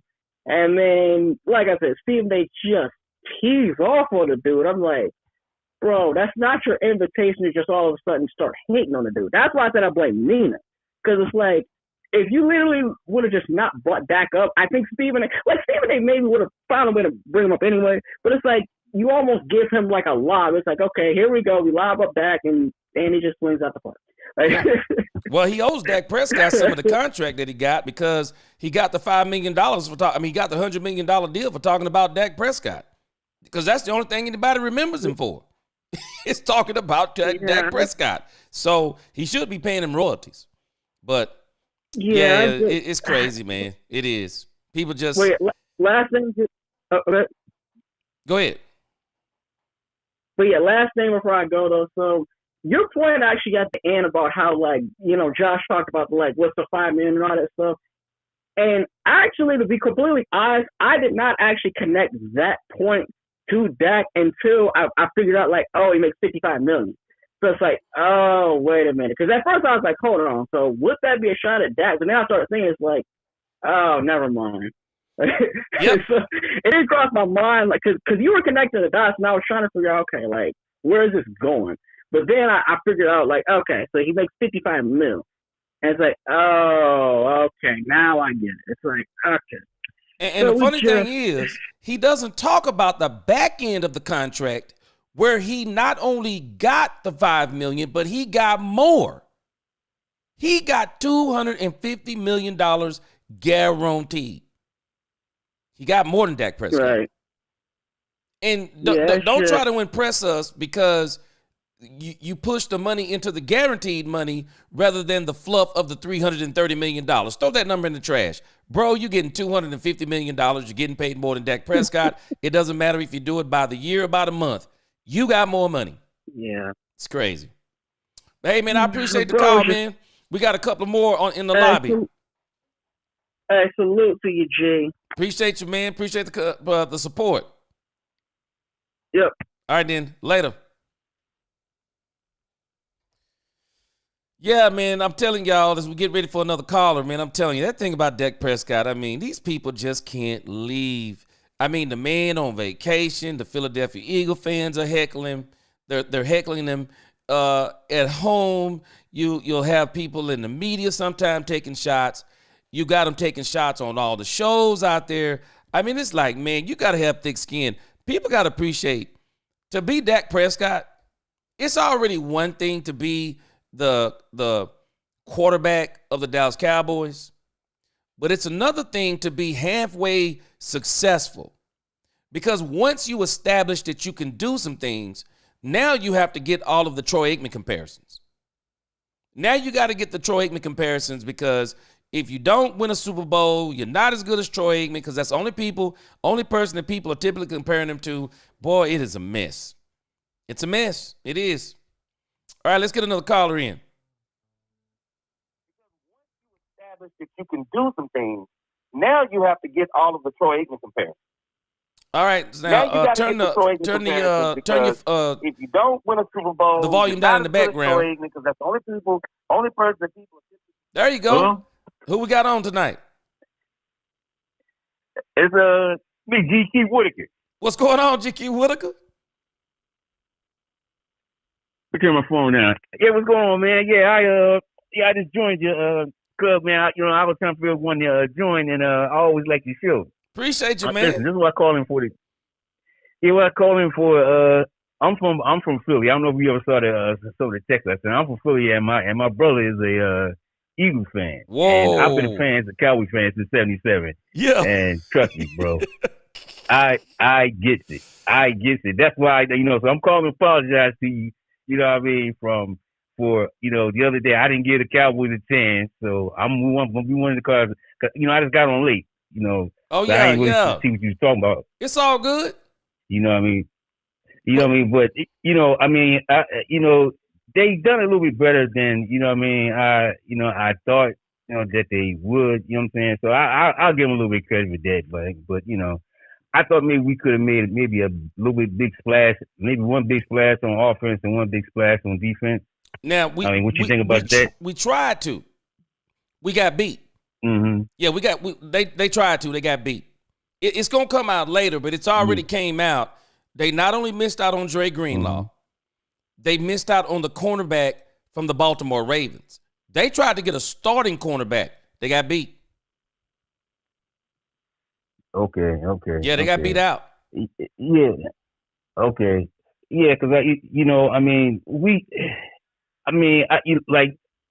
normally when I watch during the year, man, by the second game, if we ain't doing nothing by the second game, like I already know we ain't gonna be, that good and doing it a year, man. But Yeah.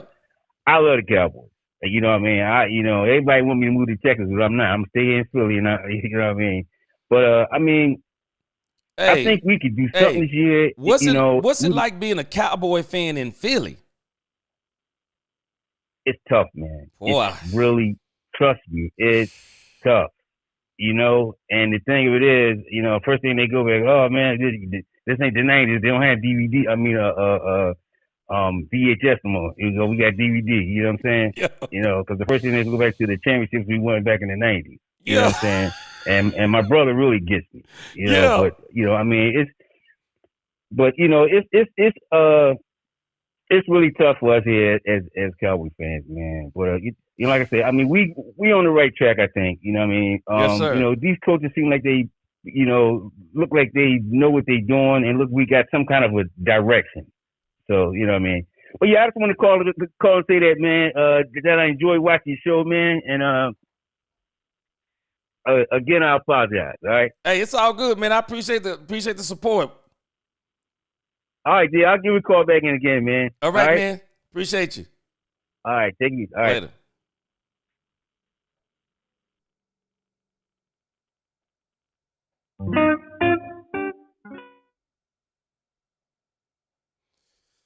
All right, yeah, man. Appreciate the calls tonight. We got one more caller here, but again, he brings up an interesting point. People was wanting the Cowboys to make some splashes. We're gonna hear more about these as the week goes on, but here's one that the Cowboys were trying to make and they lost. Brandon Stevens. Brandon Stevens is leaving Baltimore after agreeing to a lucrative deal with the Jets, with the Cowboys coming up short in free agency bidding. The Cowboys lose bidding war on a $36 million cornerback. Now, we have to understand, and this would have been a tough bring-in to me. I mean, not necessarily a tough bring-in, but you bring in this guy, what do you do about DaRon Bland? Because I'll be honest with you, if I was the Cowboys, one of the deals that I would do right now was DaRon Bland. I wouldn't wait on DaRon Bland. If I was the Cowboys, I'd do DaRon Bland now. What better time to do DaRon Bland than coming off of an injury where he doesn't have the body of work to where he can say, look at what I did this year. You can tell him, look at what you did this year. You did pretty good, but you were injured. He can't say he's a top cornerback. He can say he's a top cornerback, but where do we say that DaRon Bland is? If I was the Cowboys, I'd go ahead and do DaRon Bland, but I digress. They missed out on Brandon Stevens. $36 million deal, $23 million guaranteed. Cowboys felt like that was a little too rich for their blood, and of course, they decided to get Kaiir Elam. So again, we lost out in the bidding war for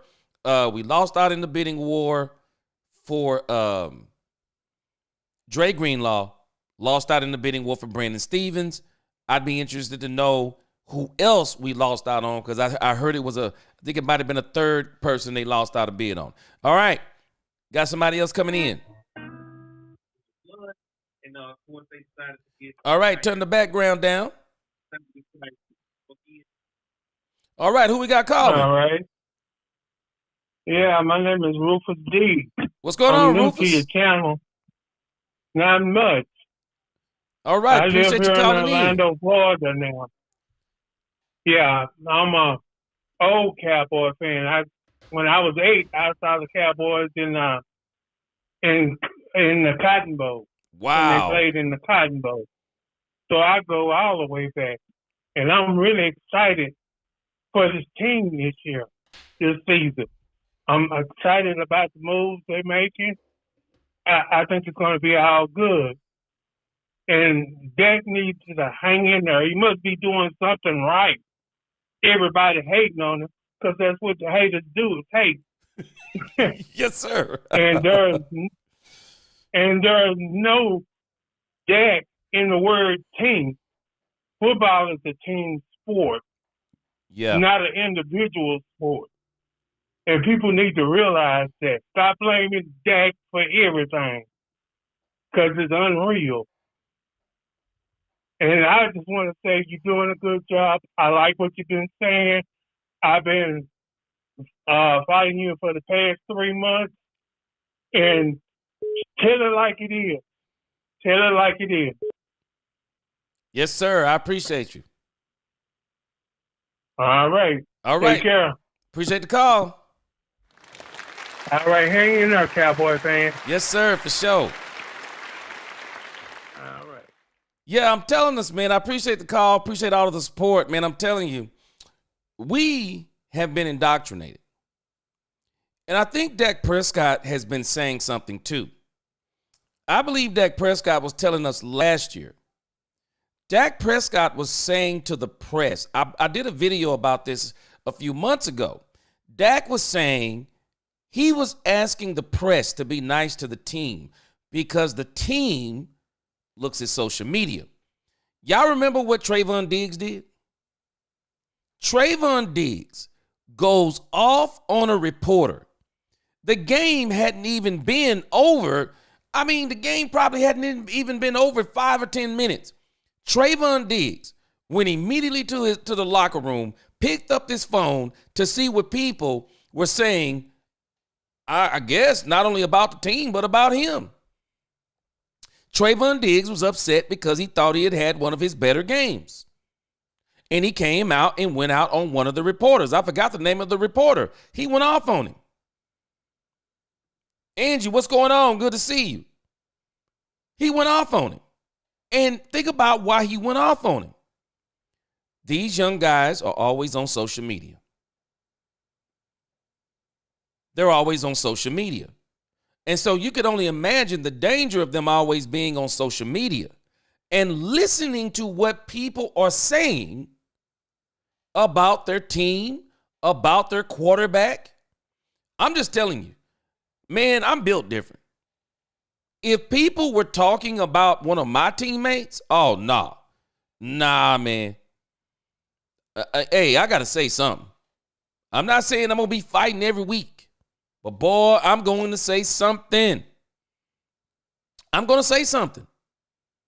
I'm sorry. I have got to say something to defend my quarterback. Because these people, I'm telling you, these people, they will literally try to destroy you mentally.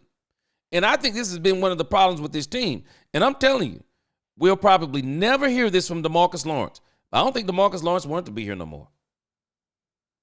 I think DeMarcus Lawrence got tired of this.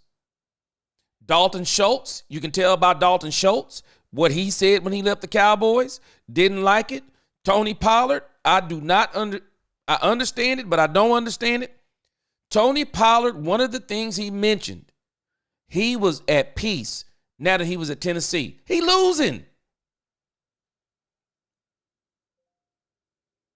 Tony Pollard is losing. And said he was more at peace, losing with the Tennessee Titans. You know why he was more at peace? It's different losing with the Tennessee Titans than it is with the Dallas Cowboys. It's different. You lose with the Tennessee Titans. I mean, yeah, he lost with the Tennessee Titans. You know, no big deal. You know, Tony Pollard, whatever, he do his thing, did whatever he did this year. Ain't nobody talks about it no more. They may talk a little bit about it on the local media, but they're going to still go on about their business. Not Dallas. Not Dallas. Dallas is the only team I know that can get criticized for having winning seasons.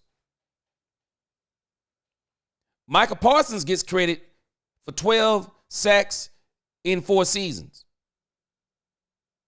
Dak Prescott says, everybody says he pads stats. I just wonder what that means for Micah Parsons then. I'm just telling us, we try to have it both ways every chance we get. Let me read some comments before I get out of here.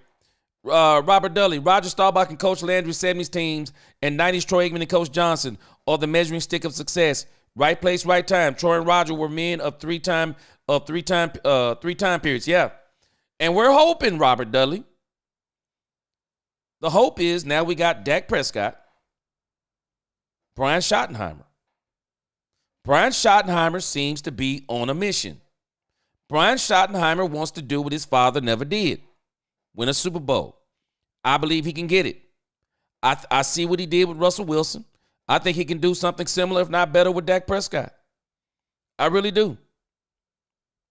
And y'all remember, man, the Cowboys aren't done. The Cowboys are not done. There will be more things shaking down as time goes on. There'll be these post-June 1st cuts. We don't know who exactly is going to be cut. There'll be opportunities for the Cowboys to continue to enter this team. I'm very interested to see what are the Cowboys doing with the Micah Parsons deal. I mean, there is more to come. It's going to get heated up again once free agency continues. Hey, we got a lot of good things coming, for sure. David Babboy, he said, you playing the guitar while we wait to talk. He said, Yes, sir. Yes, sir. I wish it was me playing it, though. I definitely wish it was me playing it. Tim Panel, what's going on? Yes, sir. God bless. Angie, yes. Angie definitely our girl. I'm telling you, I don't know if she's the number one, but I'm going to put in the top five supporter. Ultra Ego Lee, secondary is going to get crucified. We're going to see. Deron Bland still going to be good. I think Kyer Elam is going to be good. The question is, is this Trayvon Diggs going to be able to come back? And we probably won't see Trayvon Diggs until midseason. But I don't think the Cowboys, ultra Ego Lee, I don't think they're done with the secondary. Now, the person who I'm hoping they bring in is Asante Samuel. I think he's still out there. Troy Dudley said, is Bland a slot or an outside? We're going to find out. I think that Kyer comes in. He's definitely going to be on the outside. We'll see if they ask Deron Bland to be on the outside. And I think it's going to depend on what they do right now in free agency because they can still get a cornerback. I'm not going to say I don't understand. I don't understand because I'm not in the room. But Asante Samuel is still out there. And they did sign Israel back. Maybe they try him out at the slot. Maybe they try to develop him into a slot cornerback. We'll see what that does. But, man, there are still some players out here. And I just wonder, I'm just hoping that the Cowboys go out here and take still a couple of more chances on these guys. Let's look at who is still out there available. Asante Samuel. They got him as the number 2 best available player left in free agency. Man, I really would love to wake up tomorrow and the Cowboys have picked up Asante Samuel. Now we have Cam Robinson is out here as an offensive tackle.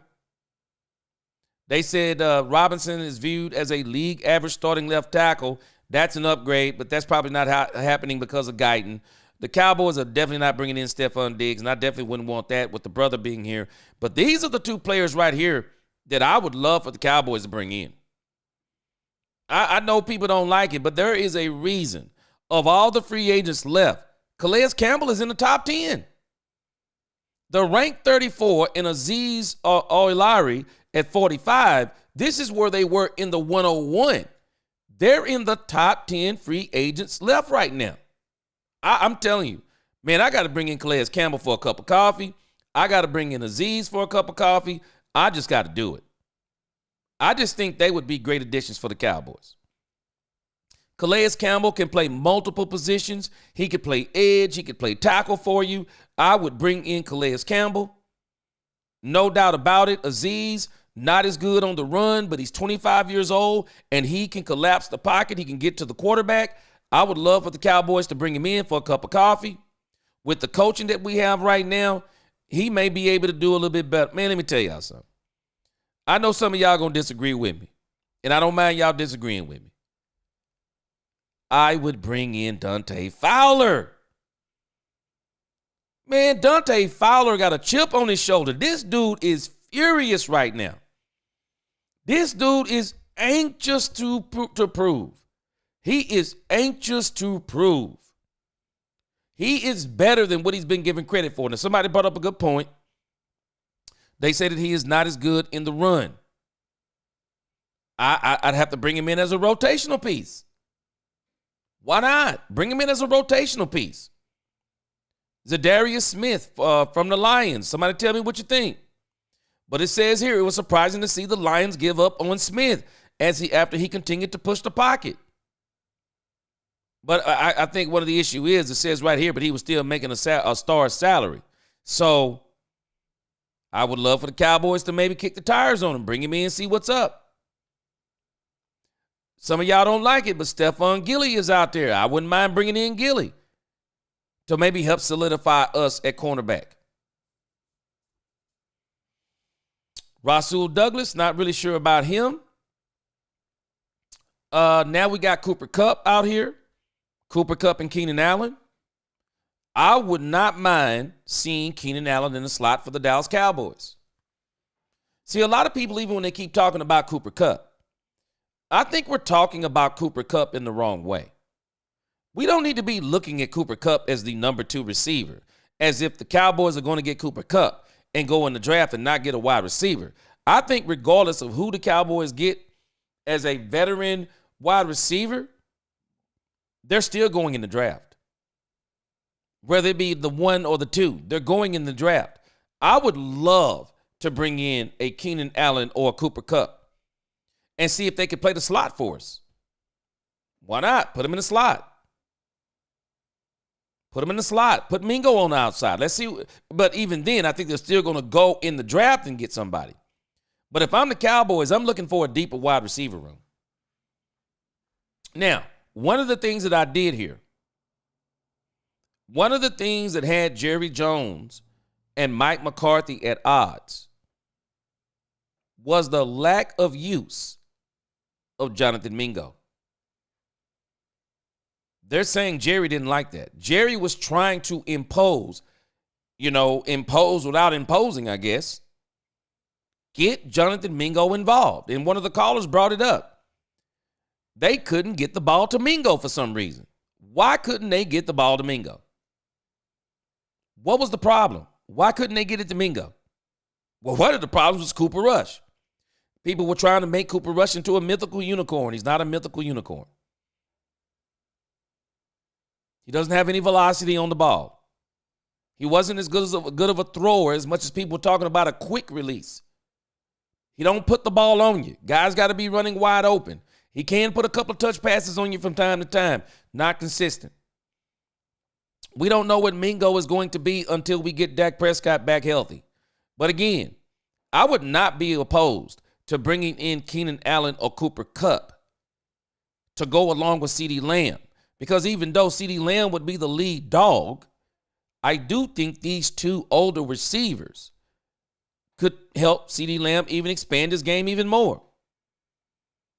They could help him expand his game even more. I think Amari Cooper helped him. I think they could help him even more. So again, those are the people those are the top free agents that they have left on the market. So the Cowboys, man, they still got room. They still got room. And I think they're going to have even more room because there will be more players that'll come free. Some of them, though, they're probably going to come free after the draft. So again, Cowboys, they only made a small move today. Yep, they made a small move today. They brought back Israel on a 1-year. Looks like they got him on a 1-year deal. So small moves today. Maybe they'll make one more big move tomorrow, but they'll still have time to make other moves. But maybe, again, maybe there is a big move. Maybe there is a big move tomorrow for sure. But so far, love what the Cowboys are doing. Been a very, very quiet day, though, for the most part, other than people kind of taking a few shots at Dak Prescott.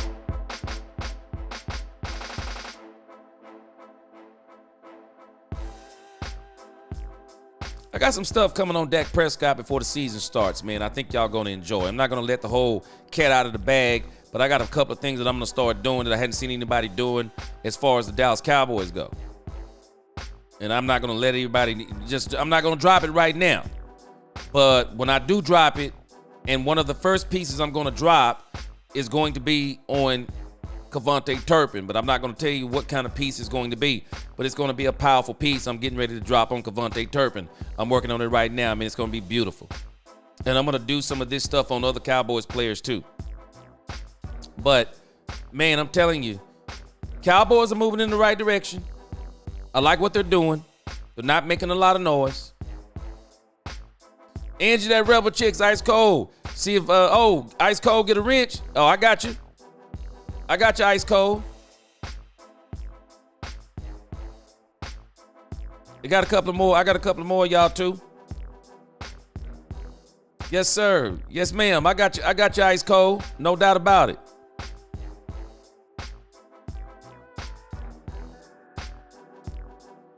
Make sure I put this in my notes. All right, I got you. For sure. But again, I'm telling you, let me read a couple of more comments as I get ready to get out of here. But I'm telling you, I'm happy what the Cowboys are doing. I'm good. We got more work to do. The work isn't done. We just got to keep on, just keep watching what they're doing. They're gonna keep putting that work in. They're gonna keep putting that work in. I'm good with it. Let me go down the line here. Crystal G, what's going on? Quarterback, the most important position and highest paid, must be judged that way. They judge quarterbacks pretty hard.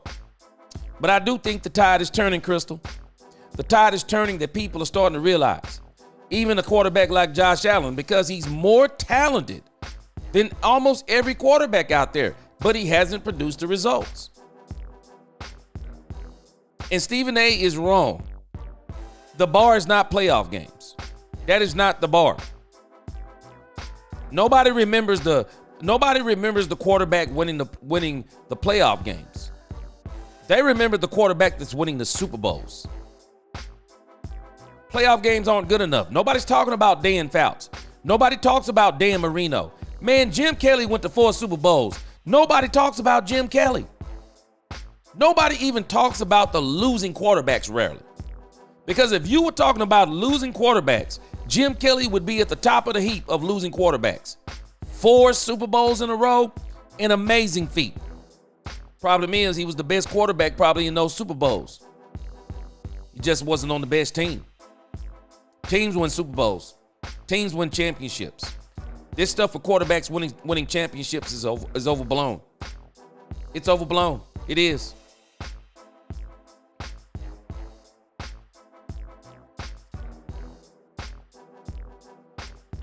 Troy Dudley. Oh, hold on a second. Let me get down here. Got some administration work going on. They talking about. Doomsday said they'll censor you for telling the truth. You can't be honest. It ruins their delusion. Be truthful about what? Oh, your opinion on Dak Prescott, I'm sure, right, Doomsday? Robert Simmons. He says, no, he act right, Angie. He'll watch the Redskins fade. Yeah, we can handle them. But again, if they act up too bad, we have to handle up on them too.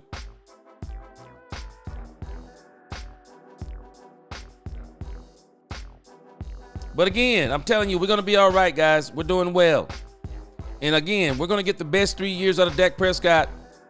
We're going to get the best 3 years out of Dak Prescott we've seen in a long time. Ice Cold, he said D-Law wanted money. And Jones were not going to give him that much. No. And I'll tell you this, Ice Cold. I think he wanted the money to justify staying here while not wanting to be here. I don't think he wanted to be here. I don't. I do not think he wanted to be here. I think he was tired of it. I believe he was tired of it. I'm going to see if I can find the thing. I'm going to try to find the interview where Micah Parsons made the comment that the older guys getting hurt gave room for the younger guys like me to be leaders. Well, who was he talking about? Because the only older guy that come to mind to me was DeMarcus Lawrence. Because even if he was talking about Dak Prescott was coming back. It sounded like to me he was talking about DeMarcus Lawrence. I'm telling you, his timing is impeccable. It's strange to me that right after D-Law gets announced from Seattle, it's my time. It's my time.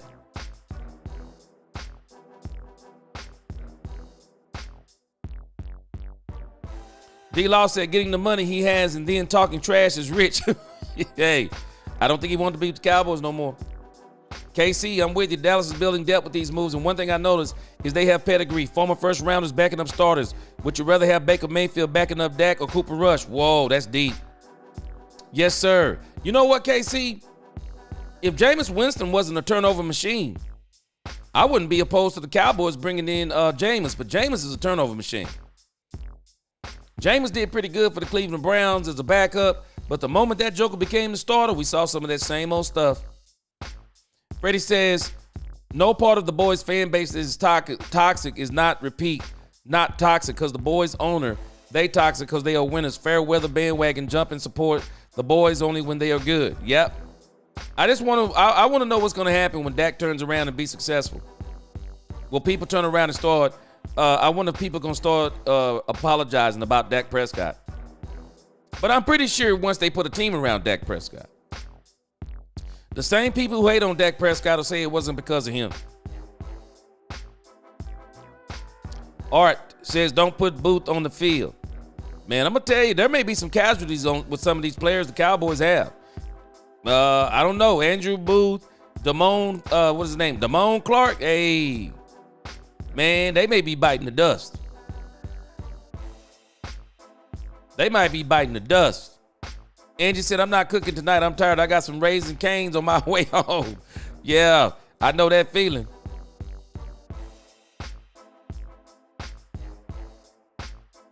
Yeah, I got you on that. Let's see here. Let me go down. Let me get the last few here, and then I'm going to get out of here. Man, I appreciate y'all rocking with me tomorrow. We're going to have some more going on tomorrow. Drono's in the crib, all right? Yeah, Angie got a channel too. It's not, Angie, it's not, you're not talking about football, at least yet. But Angie got a channel. It's one of those positive channels. Go check it out.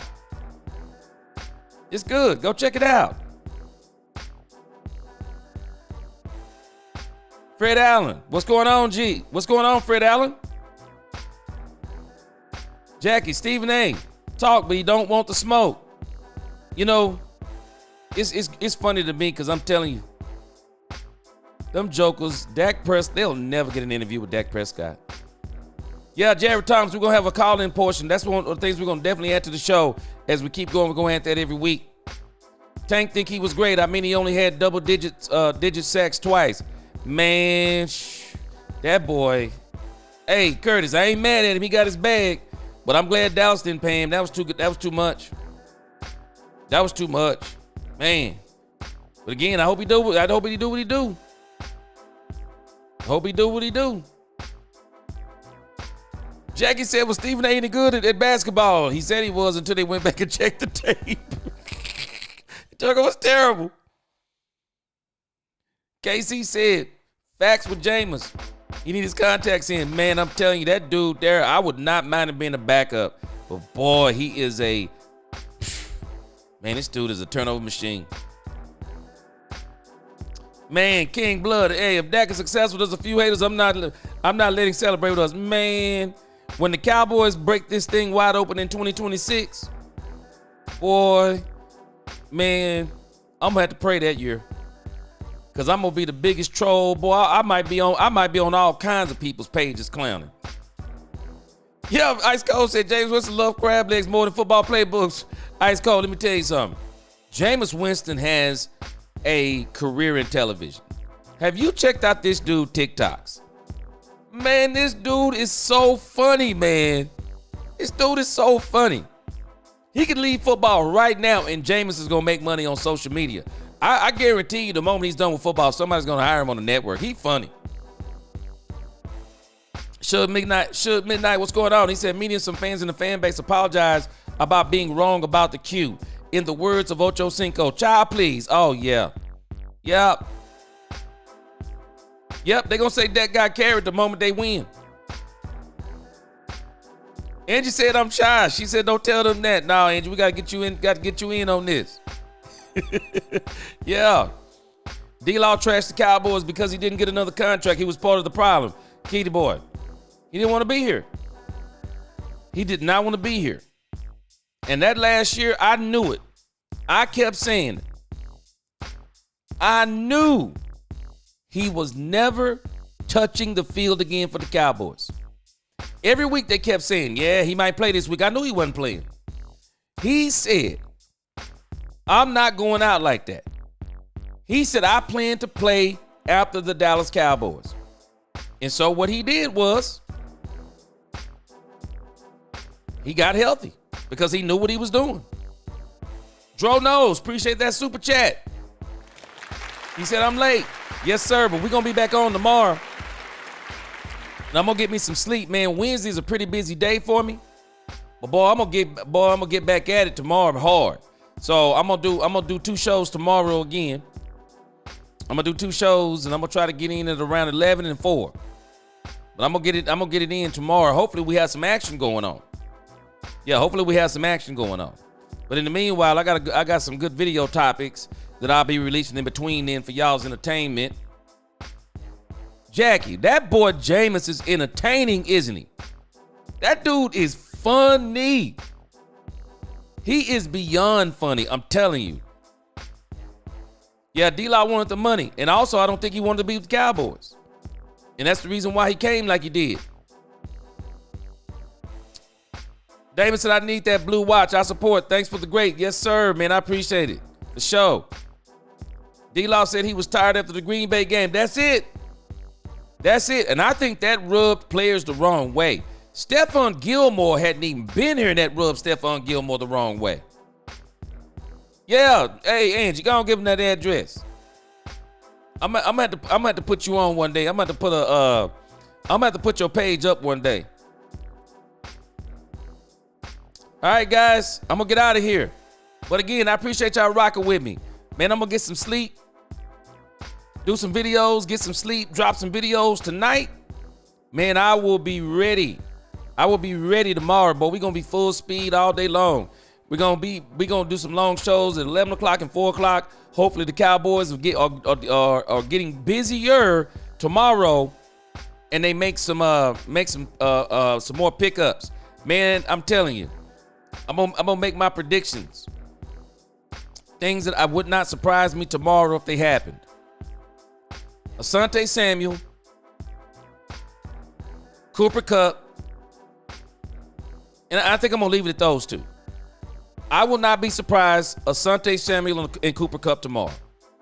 Those are the 2 that I would not be surprised. And I'm saying that too because those are probably the 2 those probably the 2 that I want to see.